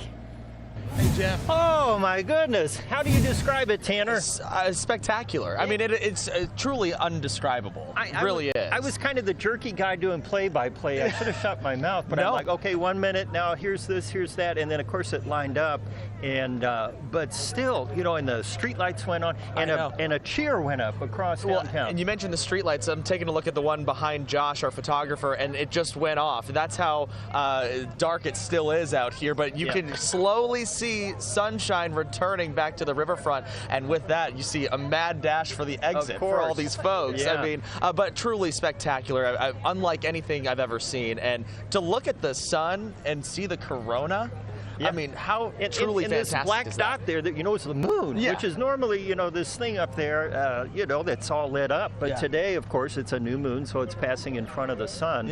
And, you know, everybody around here, of course, people are wanting to capture that moment, you know, selfies and pictures of the crowd and pictures of the crowd of the crowd. And I was in awe of the amount of people that didn't have their phones up. You know, taking a look around, just taking in the moment and looking at it. And, you know, no picture does it justice, as you'll find out. I mean, after you saw that. I took a couple on my phone. They were blurry, but I mean, you can still make out what's going on there. And, you know, it just it gives you an odd feeling because well, the sun's doing that all the time, but we can only see it during this eclipse. Right. And the sun seems almost, kind of magical the way it looks, as opposed to just this big glare. You've got all these kind of tentacles of electromagnetic energy. Amazed at the shadows, So when the moon started to first, or I guess really start to eclipse the sun there toward 2:02, you could see just the shadows over the Evansville, the Ohio River here, the riverfront, and boy, how spectacular is that? Everything kind of turned blue there for just a second, and and of course anybody that experiences here in the tri-state,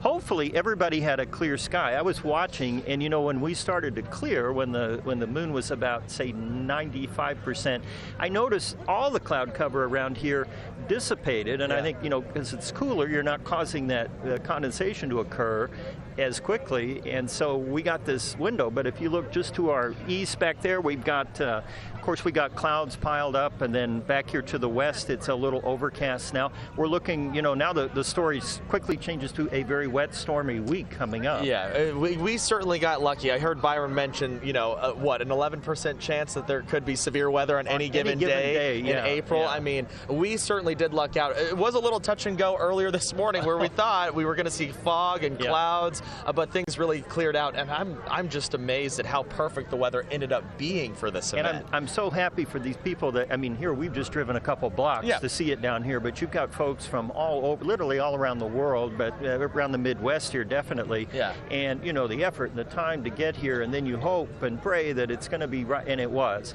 So we actually have a friend from the United Kingdom. Let's bring in Evan. Evan, if you want to step on over, we're going to bring in our friend Evan from the United Kingdom. This is the Welsh teenager that we interviewed several days ago. You flew in for the eclipse. That's right. Just talk to us about your reaction.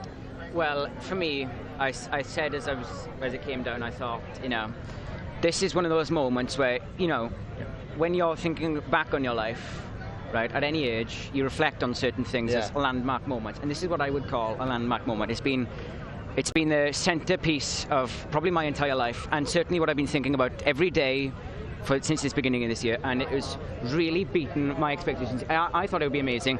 It was even more amazing than I thought it would be, and I said to the camera people, in the evening moments of my life, when I'm crossing that horizon, I'm obviously going to look back on my life one day, like we all do, right? And I certainly think that, say the things haven't already happened, this is one of those things where I'm going to look back and think that this was the landmark moment, such an adventure, right? Such a welcoming people, and it really has spiritual meaning to me too. Well, and it's really cool because your name's Evan. You're doing this in Evansville, and today's your birthday. That's right. My name is Evan John Griffiths, and you can don't look me up because I'm not on the internet. But my name is Evan John Griffiths. I was born on April 8th, 2007. Today is April 8th, 2024, since my birthday. I turned 17 today, and I've had a few birthday gifts from some of your lovely viewers. Thank you very much. Some people gave me a bag. I've had lots of T-shirts. So anybody who's even said hello or mentioned me or given me a birthday gift, thank you very much from me, from all the way from Wales. I'm also from, of course, I'm from Wales. I'm from a small town called Llandilo, and if you go on Google right now, obviously, pay attention to what I'm saying, but later, you can look it up. It's Landeilo. I'm really the famous guy in Evansville right now because I've just been told by one of the people at work at 103 Rock Music. I don't know I think that's something what it's called, right? 103 AM. They said I'm the most famous person in Evansville right now, and I really thought somebody else. You've certainly gotten a lot of recognition since you've been here. That's right. And that's right. It's really been a spectacular event, and I'm really glad that you got to experience it, and I'm glad I got to experience it too. I know, and Mitch Carter was around here somewhere, right at totality. We all looked at each other, and we're like, well, what do? You just take it in. But now he's back in the crowd, and of course people are now, starting to make that mass exodus there out of downtown, and I'm sure he's right in the middle of it. Yeah, so let's go and check in with Mitch, because Mitch, you have found your way out back to the crowd. What is the reaction out in the crowd after the eclipse?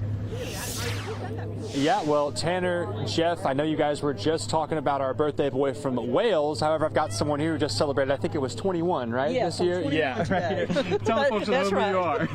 I am Pat Gann, and this is my husband, Sammy, and we are from Jasper, Alabama. Jasper, Alabama. Yes. How far is that drive here? It's a 5-hour drive. 5-hour drive. You guys got here early, correct? Yes, we got here at 8 o'clock this morning. 8 o'clock this morning. It has been wonderful. You got some prime real estate here in your lawn chairs. Yes. What'd you think? Oh, it's just incredible. If you haven't if you haven't experienced it, then you can't really understand how truly incredible it is. Yeah. The people here in Evansville they're remarkable. Everybody is so nice. It's been a wonderful trip. Yeah, absolutely. Well, and in comparison to your other birthdays, where would you kind of rank this one if you had to? You can be honest. One of the top. One of the top? Key West. That's a good one. Key West isn't bad. Key West. Perfect. So, we're watching folks now that it's wrapped up. People are kind of having this max exodus here. You guys drove all this way. What's the plan for you guys for the rest of the day? For the rest of the day, we're hang out here. It's so nice here and beautiful on the Ohio River, and it's been incredible. So we're just going to hang out here for the rest of the day. Yeah. And I wanted to ask you, too, you drive all this way. It's your birthday. You see it. It's only a couple of minutes, and now it's wrapped up. How do you feel now? Are you disappointed? Happy? How you feeling? I mean, that's elated.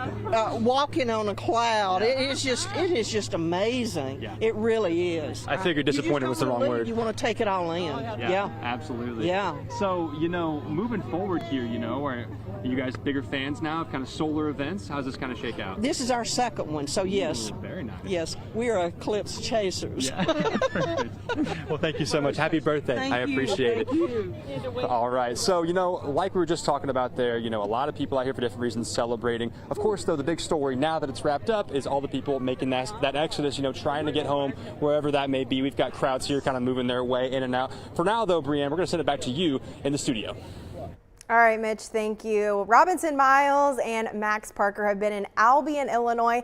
That was the part of the tri-state that saw the longest time in totality. Plenty of people out there enjoying it. It looks like a lot of people have left, though, gentlemen. They're moving pretty fast out here. For all the excitement that people had, that didn't wane at all as soon as it got going. I mean, Max, how'd it feel when things got going? It was a blast. We had that nice round of applause, too, just getting everybody fired up. That was I'm so happy I was able to experience that here in a great place. A lot of people excited about it as well. Just a great overall atmosphere. And usually we don't like to admit to these things, but you probably had some favorite spectators who were here today. I did. My family came out here to watch it with me as well, but I also have to give the favorite award to the folks who handed us off some muffins and cookies. I don't know what it is about the eclipse, but people bring sweet treats to it, and so maybe we should make more eclipses happen so that we get more sweet treats. They're I don't know. That's spoiling just us me. to death out here. Good luck getting us to come back after this is done. Well, I tell you what, Max, thank you so much. We've got another person that we need to talk to here. Now, over the weekend, they had their Eclipse on the Bricks event, and they had all kinds of different things going on, including a little bit of a pageant to establish the current monarchy here in Albion. I'm actually here right now to talk to our little Mr. Eclipse. Gavin, tell me, how does it feel to be Mr. Eclipse? Good. Now tell me, you had to participate in a pageant. You had to answer a question. What was your question you had to answer? It was, what was your favorite thing to do in the summer? I tell you what, Gavin, not everyone got to be here over the weekend, and I think everybody at home really wants to know the answer to that. So tell me, what is your favorite thing to do during the summer? Play Sorry. That there is the Eclipse King. Gavin, thank you so much. Have anything else you want to tell the people at home? Anything from their king? Did you like the eclipse? Yes. That's what I'm talking about. Thank you so much, and we will be back here from Albion in just a little bit. As for now, Robinson Miles here in Albion. Back to you. Robinson, I had no idea you'd be amongst royalty today. Exciting stuff. All right, Jordan and Arden are at USI. They have been all throughout the day. Thousands of people gathered to watch the solar eclipse. Jordan, look, you're still checking it out, huh? I can't look away, Brianne. It's so cool. I'm sad it's over. It's also incredible, really, how little bit of sunlight we're getting right now, but it looks like daylight. Yes. The difference between totality and this even, significant partial eclipse we're still experiencing now was just incredible. Yeah, we've been over for, 10 minutes now? And it looks like high noon the way that it's comparative. And I was like, it's like when it's 40 degrees in March and you're wearing shorts and a t-shirt rather than when it's 40 degrees in September. When the sun was getting covered by the moon and the eclipse was starting and we were getting closer closer and closer to totality. I'm like, it's so dark out here. Yeah. Then it got really dark during totality, and then as soon as the sun came back out, I'm like, oh, it looks like high noon again. Yeah, it feels like daylight now. And I also cannot emphasize enough how quickly this place has started to clear out. It has really cleared out. There's probably half as many people here now. If that. I know that we're going to be talking to Steve Mailing later. He's on the roads checking traffic for us. But it cleared out of here fast. If you're watching at home and you're planning on going out, I would not recommend that right now.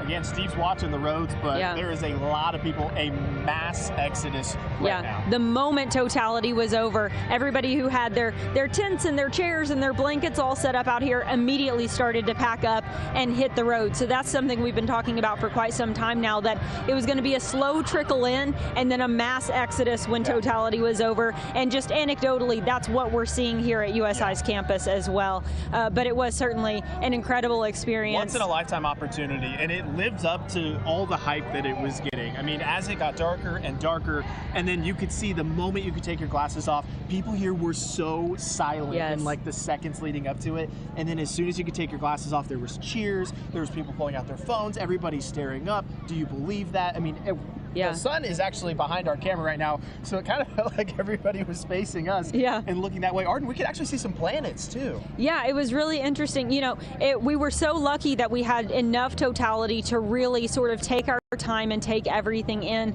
There were a few things that really stood out to me. One, the fact that we could sort of see it coming. We saw, you know, as we were looking to the southwest, we saw the sky start to get a little darker, and then we had that moment of totality. And then afterwards, as we were starting to come out of totality, we saw the sun over that direction starting to brighten, almost like you would expect to at dawn. And meanwhile, to our back here, it looked dark and almost stormy because the sky was so dark there where the shadow was moving away from us. So that was really interesting. As you said, we could see a couple of planets. You know, at first you're just so taken in by the sun that you're awestruck by that for a moment. But then as we had 3 minutes to really sit and soak it all in and look around at the horizon, and also, you know, look and see what else we could see in the sky. Byron's been talking all morning about how we were going to be able to see those planets, and we had clear skies, thankfully, and we're able to experience that here. So yeah, it was just an incredible, truly once in a lifetime experience. We've been saying it all day, and it definitely lived up to the hype. Yeah, and it felt like such a long 3 minutes. I mean, like, we definitely got to like sink that in, soak that in. And now the sun's coming back out. I'm glad I put on a third layer of sunscreen. The temperature actually dropped. We have a thermometer over there, and it was up over 70, and then from our measurements went down almost 10 degrees. Yes, it was a noticeable drop, and you could feel that too. As we were getting right up to that point of totality, a couple people even put jackets on. It got chilly out here for a brief moment, and earlier we were out here sweating. You know, when the sun was out at noon, it was hot out here, and then all of a sudden, right at that point, as we got to that last little bit of sunlight, it got very chilly, and that temperature noticeably dropped during totality. And now that the sun's out, we're warming right back up again, and it feels like the afternoon again. We could not have dreamed up a more perfect day weather-wise for this event. We had talked extensively, looking back 30 years, 100 years, all of April. What's most likely? Well, this was perfect and smushed between rain yesterday and rain today. Yes, the rest of the forecast definitely paints a picture as to why the 14 First Alert weather team has been sweating this forecast for months, because the odds of getting clear skies in April, not great. And I mean, just yesterday we had storms. We've got these beautiful clear skies, perfect for viewing this eclipse today. Then we've got more rain on the way Tuesday, Wednesday, Thursday. So we got this perfect little window of one clear day just to get to experience this eclipse. So we really lucked out with that. And like you said, we could not have asked for a better day or a better event here. This has just been an incredible experience. I was trying to check, but the sun put behind some clouds. I thought we had another eclipse. I couldn't find the sun there for a second. As we mentioned, an awesome event. USI did such a good job with this event. It was so fun to be out here. Thousands of people. We mentioned they are clearing out now, so I know we'll have some traffic reports coming up. For now, we'll send it back to you, Brianne and Byron, in the studio. All right, great work out there, guys. Plenty of people outside today to enjoy it. Did you see Jordan? He put his glasses on. You're supposed to still keep your glasses on when you look. It's human nature maybe to forget, but until 3:22, that's the way to go because we're out of totality now. Okay, good note, Byron. Thank you. Okay, so we were outside to witness what we've been waiting for months. Let's talk about it, Byron. What we saw and where the sun is now and just everything we got to experience today. Well, here's a look at totality. Of course, it came in and we're looking at our camera position here into the prime of it at 2:02, and it happened so fast. And the question it zips across 15 states in about 1 hour. And why has it happened so fast? You're just seeing the shadow of the moon on Earth that's racing through our area at about 2,000 miles an hour. So you put that in perspective. It happened to Dallas at 1:27. If you fly from Dallas to EBV, it's an hour and 45 minutes. And look at this. See if we can see Bailey's beads. Yeah, this is the video of totality from our vantage point here in the tri-state. Look at that. That's a time lapse. It wasn't moving that fast, at least I don't think. But yeah, look, it's gone. And then the lights came on a few minutes before. Yeah, they did. The temperature did drop. I thought it was about 5-6 degrees, but Arden Jordan said it might have been up to 9 or 10 because they had the equipment out there. And I noticed the humidity creeped up a little bit, and we saw some birds out there, but it was just very still. It was almost eerie, but like in a positive way, you know? It was just the moment we've all been waiting for, the moment we've all been hoping for. And I can't believe it's already passed. It really did move quickly. Yes, and the weather cooperated. And our viewers were always, we know we could catch an overcast day, which we'll have plenty Tuesday through Thursday, but overall, it all worked. I mean, we generally went full sunshine. When we came out in the air this morning, it was about 30 to 40% covered in high-level clouds, but we even did better than that. We were generally free of clouds. Yeah, absolutely. This is a live look right now of what you can see outside safely with your solar eclipse glasses on. So right now the moon is moving out of the shot. You see quite a bit of the sun there, but soon enough, it's going to get brighter and brighter. And if we go over to the weather graphics, I'll show you, I'll pick it up here at 2:30, moving out of totality. Need the glasses on, 2:41. And of course, it's never safe to look at the sun, but everything is out at 3:22 at that time frame. So we still have about another 55 minutes to go, but we're getting more daylight now. Yeah. And of course, the temperature's coming up. Just a reminder, everybody needs the eclipse glasses on. Byron, thank you for walking us through this day. We couldn't have done it without you. Well, I'm just glad the weather helped Jeff and Arden, of course, all the perspective we have across all of the states we're covering. Absolutely. So now everyone's getting out of here, trying to go home. That's where we find Steve Mailing. He's in the 14 First Solar Interceptor. Steve, are the roads any more crowded than they have been today?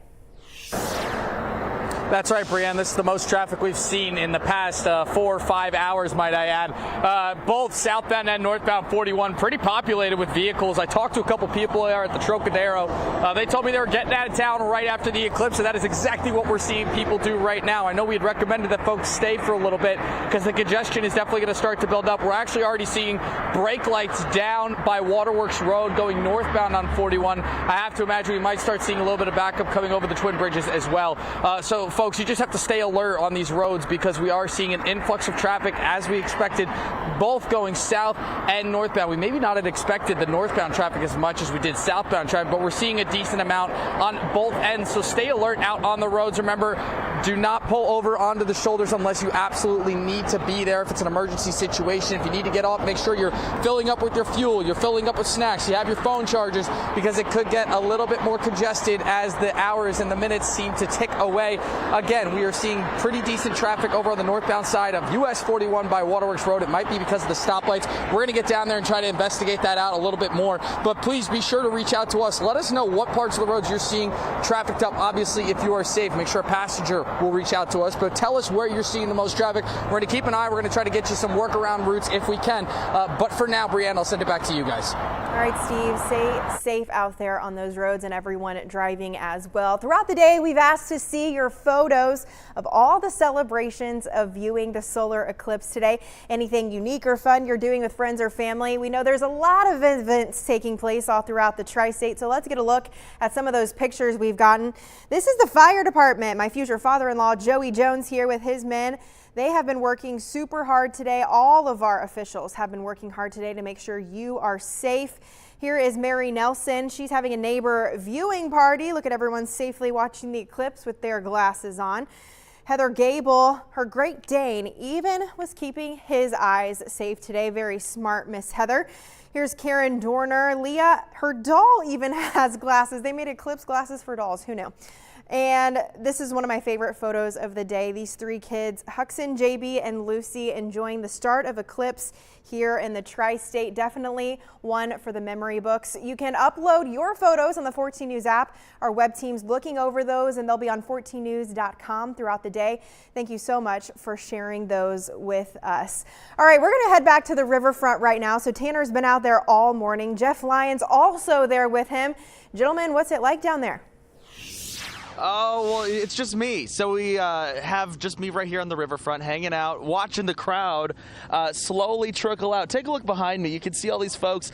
I would imagine all of these people were all the way down the riverfront, all the way toward Mickey's Kingdom. But yeah, they're all starting to trickle out and get out of Dodge. And basically now the story, right, becomes traffic, and it becomes where people are going to afterwards. And hey, we have a couple of people. Where are you guys from? Evansville. You guys are from Evansville? How was it? Oh, it was great. Yeah. You know, once in a lifetime thing. Yeah. No, absolutely. When you looked up, describe what you thought you saw there. Well, it was kind of eerie because it's like, I mean, you can't imagine that you can see the sun with your bare naked eyes. Yeah. And like that's something like a dark spot in the middle just to cover the sun. Yeah. Have you experienced an eclipse like this before? No. Yeah, and so when you experienced this one, I mean, it was truly incredible. In your own words, tell me about like what you saw start to finish. Well, start to finish, like when you compare to the moon, it's like the reverse. You know, you see like a silhouette, reminds you of the moon, and then there's the quarter, crescent, and then of course once it covers it like flaming hot surrounding the moon. Yeah, and it was truly spectacular, really. Juan, thank you so much for joining me. What was your name? Rodney. Rodney, your name? Rodney. All right, well, thank you guys so much. I hope you enjoyed the day. And a lot of people right now are starting to get out of Dodge, and that's kind of where we're at right now. So you can see people starting to trickle out, leaving the riverfront. If you remember about 25 minutes ago, we had folks packed in behind us. That is no longer the case. As you can see, a lot of this has cleared out. Brianna, it truly was a spectacular experience. I mean, looking up at the sun for about 3 minutes, it was just awe-inspiring. Truly, I'm speechless after that event. And we want to get over to Mitch Carter because he's been talking to other folks along the riverfront as people are starting to head out. Mitch, good afternoon to you. Tanner, good afternoon to you, sir. Hope you enjoyed the eclipse. Right now, we're kind of working our way here, kind of heading toward the Mickey's Kingdom side, heading toward the Kentucky side of things, walking around here, as you can tell. And like you said, Tanner, things cleared out pretty quickly, right? So we're kind of walking around here, see if anybody's kind of packing up. Let's talk to these folks up here. So a big thing, of course, that we were talking about is once the eclipse is over with, you know, what kind of happens next. Really quick here. Are you guys about to head out right now? Yeah. How far is your drive back home? 6 hours? 6. Where are you from? Atlanta. Atlanta? So what made you guys kind of come to Evansville, if you don't mind me asking? Weather. Weather? Yeah, weather's a good reason. Are you guys nervous about the traffic at all, or not really? No, we're headed back tomorrow. Oh, nice. Yeah, okay, perfect. So. It's a good plan. Good plan. Well, and for anybody out there who can, you know, they're preaching to kind of come early and stay late. This is your chance to stay late. I know we talked with downtown Evansville, you know, a little bit before this thing all kind of happened, and they mentioned a lot of the shops are open, a lot of the restaurants are open. You know, they want folks to come and enjoy the place. This is their chance to really show off the city outside, of course, the solar event. But for now, though, you know, we'll send it back to you guys in the studio. But, you know, if anyone's driving home right now, take your time, be cautious. Of course, there will be traffic, a lot of folks here, but just take your time and be safe. Yeah, absolutely, Mitch. That's some good tips there. And I don't think we've lost any internet connection or cellular connection throughout the day, which is good. We were all worried about that for sure. So we've seen plenty of people from all across the country here in the tri-state, all to enjoy that, which you're seeing on your screen, the moment of totality for the solar eclipse. Robinson Miles been in Albion, Illinois today, where there was a viewing party on the square. So Rob, what are you seeing out there now? Well, I tell you what, things are starting to calm down just a little bit, but right here, it really was a tremendous opportunity for the town, which brings me now to Mayor Wesley Harris. Mr. Mayor, what kind of opportunity was this for your town? Oh, this is awesome to have. You know, all the businesses I went and talked to, they were booming. Some of them had to open up earlier, call in extra help. I mean, it was awesome to see so many people from around different countries, you know, different states come visit and get to experience Albion and the hospitality behind it.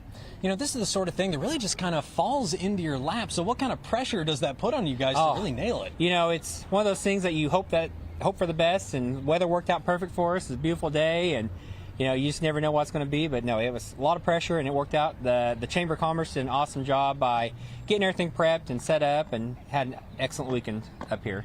Perfect. Now, one of the things that we had all the events today, but then also you guys had a few things over the weekend, and a lot of this coming from the Chamber and people in the community. Right. What does it mean to you to know that you've got so many people in the community willing to step up? Yeah, I mean, that's Albion for you. Everybody's willing to step up when the time's right, and, you know, everybody comes together. That's part of being here in Albion. You know, when times are getting tough, everybody always helps out in one way or another. Right. You know, we had so many opportunities to talk to people who were here from states away, other countries. Yeah. Imagine as the mayor, that's got to mean a lot to you to know that when people get to know your town, they walk away really liking it. Yeah, no, like I said, that again, the hospitality piece is key. Everybody I talked to, how friendly everybody was here in town. You know, they were open arms, welcoming everybody to come here in town and just show them what we're made of. You know, you mentioned before we got going here, this is where you grew up. Yeah. You've been here a long time. You've been mayor a long time. Right. What does it mean to you to see your hometown become such a destination? I'm speechless. I mean, it's just crazy to see this many people. We had our bicentennial a few years back, brought a lot of people, and then we had this, and it's just unbelievable how many people actually came here to see the eclipse. I imagine it'll be the sort of thing you guys remember here for a long time. Absolutely, yeah, absolutely. Just one in a lifetime kind of thing. Well, I imagine if you start the lobbying process now, maybe you'll get the next eclipse too. Yeah, that's right. We'll work on that. Send in the proper forms. Yeah, we'll get with NASA and everybody on that as well. All right, Mr. Mayor, thank you so much. Thank you for your time. And that's going to be it from us here in Albion. So for now, here Robinson Miles, 14 News. All right, Rob, thank you so much. We are well after the big moment, about 35 minutes actually. This is the time officials have alerted us about for months. So we're going to head back over to Steve Mailing, keeping a close eye on the traffic situation. Steve, is everyone staying safe out there? Yep, Brianne, we have definitely been trying to do our best out here. I'm going to show you where we're at. We're on the Twin Bridges going southbound, and this is exactly what I've been talking about all day, what we've been discussing for the past couple months, but we expected the southbound traffic to be the worst after the eclipse, and we're already seeing backup here. I'm guessing that's probably from an accumulation from the stoplights down on that main stretch of US 41 in Henderson as folks get over the Twin Bridges here. But obviously, we're going to keep driving, and we're going to try to figure out if that's the exact cause. We also saw traffic just a couple minutes ago outside the Trocadero going northbound on 41 over by Waterworks. We are seeing plenty of cars on the roadways. Obviously, the biggest concern in the tri-state for us, for local authorities, is the Twin Bridges, and we're already seeing that backup. So we're going to see, I know when I spoke with Trooper Corey King at KSP, he had mentioned to me that if the stoplights were becoming that much of a problem with traffic, they might be putting some troopers out there. We'll be checking in with him shortly just to see if that's going to be something they're looking at. But again, one last look here at the Twin Bridges as folks are making their ways over. We've already been on the Twin Bridges for about 3 minutes now. I expect that wait time to keep adding on as more folks obviously get on the road. We've been seeing license plates from Georgia, from Tennessee, from Alabama, anywhere south you could think of. We've probably seen it. I'm looking at a Florida license plate right now. So if you're getting on the roadways, you're heading southbound, you're heading northbound, just be patient, be alert to any changing road conditions. We're going to try to keep you as updated as we can on air and online at 14news.com as we get through this entire traffic headache that we are anticipating for the rest of this afternoon. But for now, reporting live in Henderson, Steve Mailing, 14 News. All right, Steve, thank you. You guys, please stay safe out there. And anyone else heading on the roads, traveling to your final destination, please stay safe as well as stay patient. All right, we're going to head to Caroline Clapp. She's off of Highway 41 in Gibson County now. Actually, there right there is a look of our Evansville riverfront. Definitely a different picture than we saw just 45 minutes ago, right before the total solar eclipse. But we have Caroline Clapp on the road in Gibson County. So let's see what she is seeing on the roadways. Hi, Brianne. Yeah, we just left the Gibson County Fairgrounds about 5 minutes ago. And right now, so far, so good. I'm going to step out of the way so you can get a better look at the road here. But things are moving very smoothly. We have seen a lot of sheriff's deputies out on the road. While I was over at the Gibson County Fairgrounds, I got to talk with Sheriff Bruce Vanoven, and he tells me they have all their deputies out, keeping a close eye on the roads to make sure people are staying safe out here. And we've definitely noticed their presence. They actually came to check on us to make sure we were okay. Of course we are, and things are flowing smoothly out here, so hopefully it stays that way. We are going to be staying out in Gibson County here off of 41 all day to make sure that things are staying safe. But if you're headed out, you're asked to be patient, take your time, of course, drive carefully out there, because there's a lot of law enforcement, not just the Gibson County Sheriff's Office, but of course Indiana State Police troopers also have a heavy presence out on these roads. But it seems to me that people are taking the advice that a lot of first responders have given, which is not to just leave that event right after totality, because right now it just looks like a normal afternoon here on US 41. But we'll let you know if anything changes. For now, reporting live in Gibson County, I'm Caroline Clapp, 14 News. All right, Caroline, thank you. Let's take a look at the Twin Bridges camera. It is currently backed up for miles. Actually, on my phone right now, I have maps pulled up, and they are stating most of Highway 41 south of 62 completely red right now, which is what you're looking at. All those vehicles trying to go southbound on the Twin Bridges. So everyone, please stay safe, stay aware, and stay patient as you are traveling south this afternoon. We've had people from all over the country join us in the Tri-State today to see a look at the eclipse, and man, was it a beautiful sight. This morning on my way in, I saw cars from South Carolina, Alabama, Minnesota, Wisconsin. Yesterday on my way home from church, I actually saw a car from Ontario. So plenty of new faces here in the Tri-State, all to enjoy the total solar eclipse. Jordan Yaney and Arden Gregory have been at USI today for Solar Palooza. Guys, are there still that many people out there now that the solar eclipse is over? Bad news, Brienne. No is the answer. This is cleared out. I mean, there's less people here now than when we got here at 10. Yeah. A lot of people are on the roads just back behind our live truck here. We won't be able to see it from here, but there's all kinds of people waiting in line. Yeah. As you just heard from Steve, traffic has begun. We're looking at Apple Maps and seeing red lines on all those major roadways. So there were thousands of people here. Now less than that, probably less than 1,000 people left. I'd say just a few hundred, and many of these people are actively packing up, working to get out of here. As soon as totality was over, we saw people packing up their chairs, folding up their blankets, and heading to their cars. And now there's a line trying to get out of the parking lot here at USI. So people are definitely moving out of here very quickly. It kind of trickled in all morning. We've been here since about 9:30 or 10, and we saw people kind of trickling in all morning long. The crowds got bigger and bigger the closer we got to totality. Then the second it was over, everybody is scattered out of here. It's like the end of a basketball game, football game, concert, where you see people like, okay, as soon as the sun's coming out, they're going trying to beat the traffic, and as I can see just over there, which is just causing traffic. It's just causing more traffic. So if you're listening to us, you're probably at home safe already. Don't go out.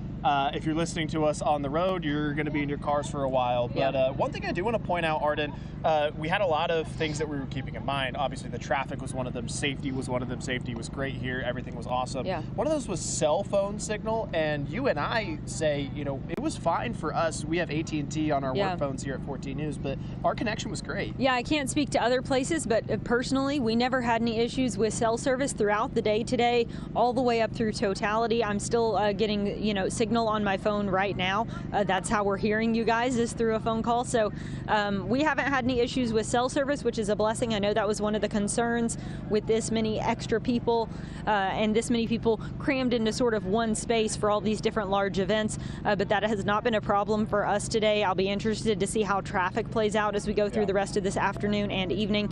But this was really an incredible event. They've had a lot going on here all day long. They've still got a few people checking out the view of the sun as it's starting to work its way back out. I can't help but keep looking. They've got the telescope set up over here where people have still been viewing that, but really, compared to the crowd we had at totality, there's really just a handful of people left here. This place cleared out fast, and I imagine a lot of other places are looking much the same. Yeah, what a great event it was, though, here at USI. We had live music that just actually ended. As we mentioned, they're wrapping things up. We had thousands of people out here in the quad. People still playing games, those that were gracious enough to hang around a little while. Food trucks, there's still people getting food out there. They put on a great, spectacular event, and it really just showed off what a beautiful university this is. And I know we were told 2.5 years planning this, and it showed everything went great, as we mentioned. Yeah, it really was a great great event. This place was packed before with all kinds of families and college students and people from all over. Yeah. We talked to several kids who were here with their parents who maybe were from outside of Totality, where they were, not canceling school because they weren't in the event. And some of them said, we skipped school to drive to Evansville and be here today. But I give them a pass. It was a very educational experience. Our signal doesn't reach all the way to St. Louis, but we caught you. Brienne, I hear you have a question for us. Yeah, you guys were out with thousands of people today. We weren't. We were stuck inside, making sure everyone got a glimpse of what Totality looked like. But when Totality hit right there at USI, what were the crowds like? What was their reaction? I'd love to know. Unbelievably silent as we were getting in the seconds leading up to it. Totality started at 2:02, and at 2:01 you could hear a pin drop. I had to lower my voice to talk to Arden, so kind of felt like everybody could hear me. Everybody was just in awe, I think. Like, it was like the entire quad full of thousands of people just went slack-jawed. Yeah. Like, just everyone was just taking in the moment. We had everybody talking and music going and everything, and then as we got close to Totality and everybody watched that last little bit of sun disappear, it just went dead quiet as everybody kind of soaked it in, and it was a really cool experience to have with everybody here because it was definitely a group experience. Brienne, you've got all the questions. I keep hearing Kara in my ear. What's your next question? We'll answer as many as you want. I do have lots of questions. It's been so cool to experience this. I can't imagine what it's like for you guys having, crowds around you. Tell me about the people you spoke with today. Where were people from? What were people saying about being in Evansville?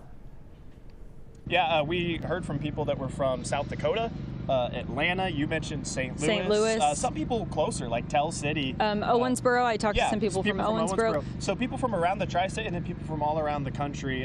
The Atlanta people said they drove 8 hours to get here. Liz DeSantis spoke to them, and she's actually been out here talking to those people that traveled. We'll hear more from her tonight on 14 News at 4, 5, and 6. But it seems like everybody was like, I will not miss this. Yeah. I will be here for that 3 minutes of Totality, which, as we said earlier, felt much longer. Yes, it was incredible to have those 3 minutes to really soak it in and take in all the different things there were to see, the planets, the corona of the sun, just the change in light. There was so much to take in, and everybody was busy trying to soak it all in all at the same time in those 3 minutes, which did seem like plenty of time to soak it all in. But I think we could have stood out here all day and still been in awe of it. So, but yeah, definitely we had a lot of people who traveled here today from all over to experience this here in Evansville, where we had great weather for it. Yes, we did. Thank you, Arden. That was Arden's doing. She was working this weekend planning up to it.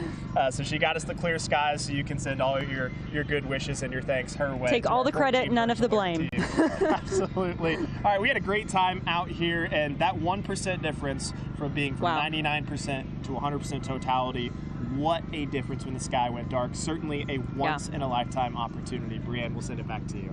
All right, thank you guys so much for your coverage today. We had a blast. If you stuck with us at 14 News, you saw the day from beginning to end. Jeff, you're back from the riverfront. Downtown, I beat it out of there as soon as I saw the mass exodus. You got here fast. Yeah, you Jeff, did. I'm going to ask you your observations out there, and then also you gave the story on the telescope and that perspective. I think is very interesting. Can you walk the viewers through that? Yeah, absolutely. And of course, that little picture that you're seeing in there, that's one of the telescopes out in on the west side there at USI. And then Scott Connor, the guy that I interviewed for the astronomy piece, has another one, and he had a feed coming, and we had like a backup where we could switch back and forth.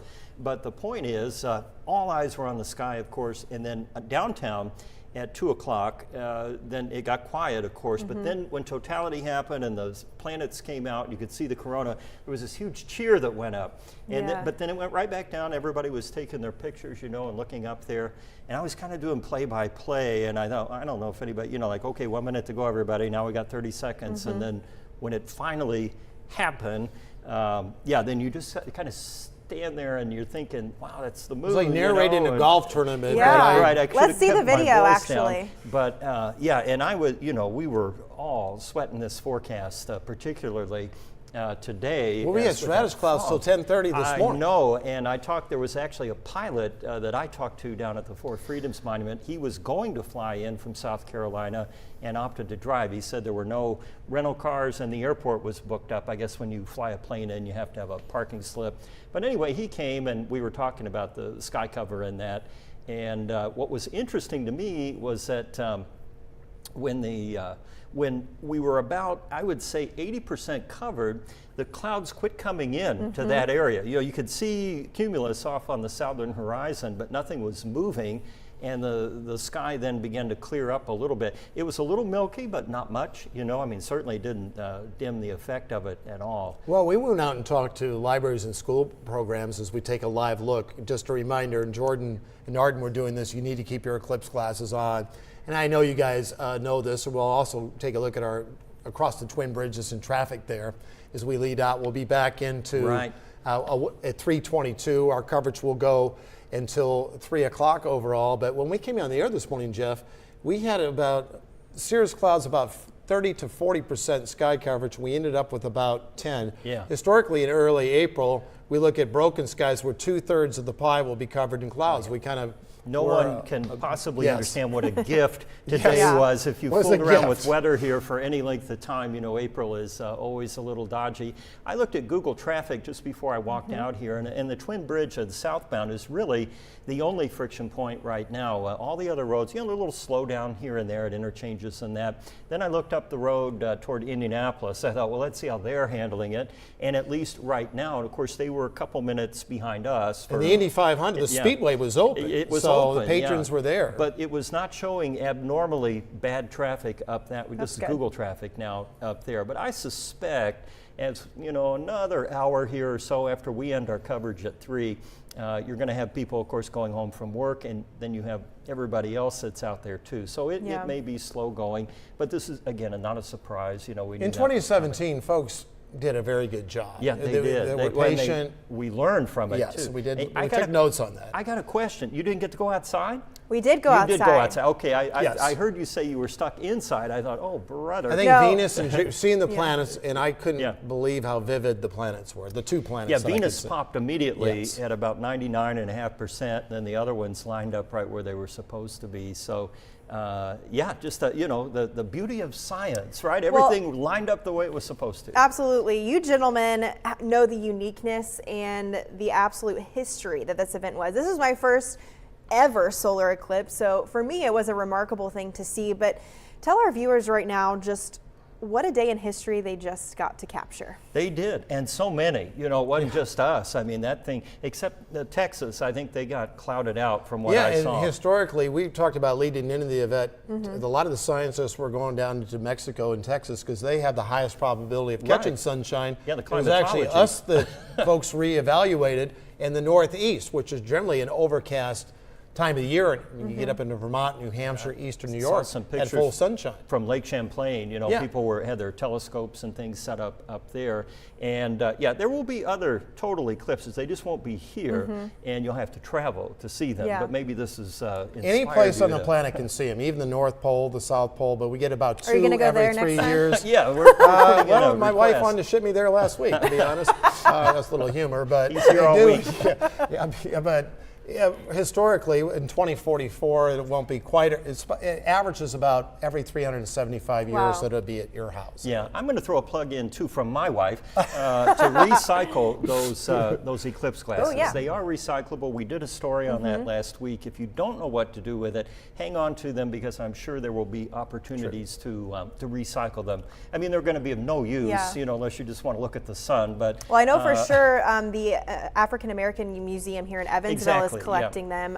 They're actually to send to other countries that are going to have an eclipse in the near future, so they can use them. Yeah, and that's a great use for those things. And you know, it's the one thing that we had this pile there. I think I can't remember how many thousand the station had. Yeah, there were 40. Yeah, there were 40,000. Right. We were down to a couple dozen down on the live truck just in case anybody needed them. And then I thought at 2:10.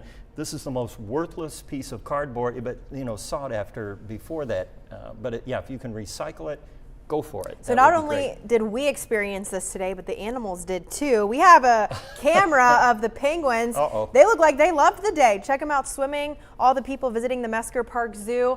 Tell us about the animals and maybe the confusion they had today. You guys know more about that than I do. Well, it just was nighttime for about 3 minutes. Now it's feeding time. Yeah. So, you know, I think they're loving it. I was thinking today too, you know, of course we talk about the science, and this was a known event for, you know, decades, but that it would happen today and at this time. But you think about in antiquity when an eclipse would just sort of happen, you know, and you're out foraging or whatever you're doing back then, you know, and then it starts to get kind of dark and you're like, what's up? And then all of a sudden it goes black. And there are a lot of cultures, you know, where this is looked at as an omen, you know, and you can see why. I mean, but obviously we've come out of the other side of it here, and if the penguins are happy, we're all happy. Let's see what the sun looks like right now. It definitely was a much different sight. What?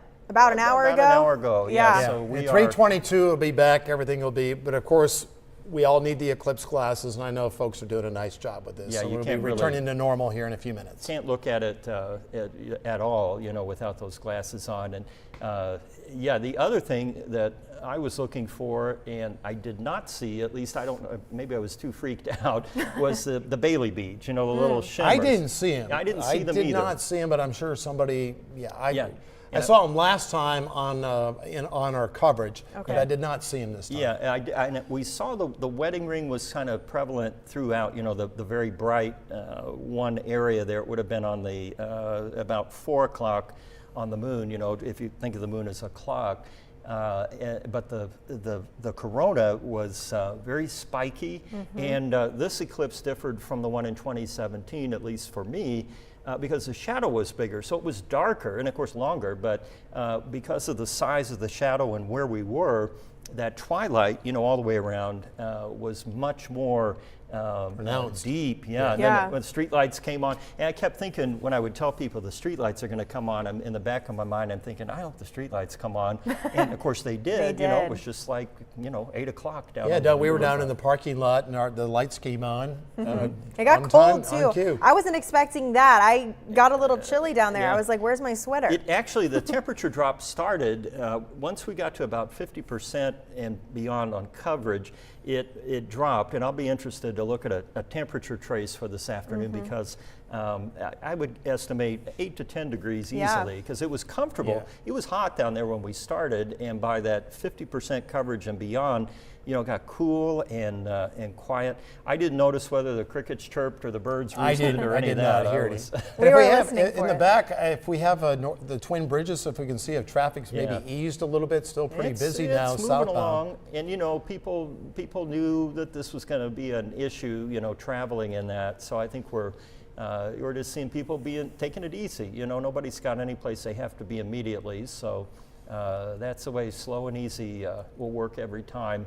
And of course, now, you know, we've had this beautiful window, this historic event. Now it's going to rain like crazy all week. We might get 2 to 3 inches of rain. Tuesday through total, Thursday. Yeah, by Friday. So, which we need. You know, the grass, everything's greening up out there. So, my last impression is thinking of Evan. It was his birthday that picked out Evansville from Wales, which is a cloudy area, and then just his perspective. Yeah, and he was talking with you and Tanner. It was came just down incredible. And saw us. Yeah, and I mean, I was trying to think in our careers, how many times have you worked a tornado outbreak and a total solar eclipse in the span of a week? You know, not very often. And everyone was safe.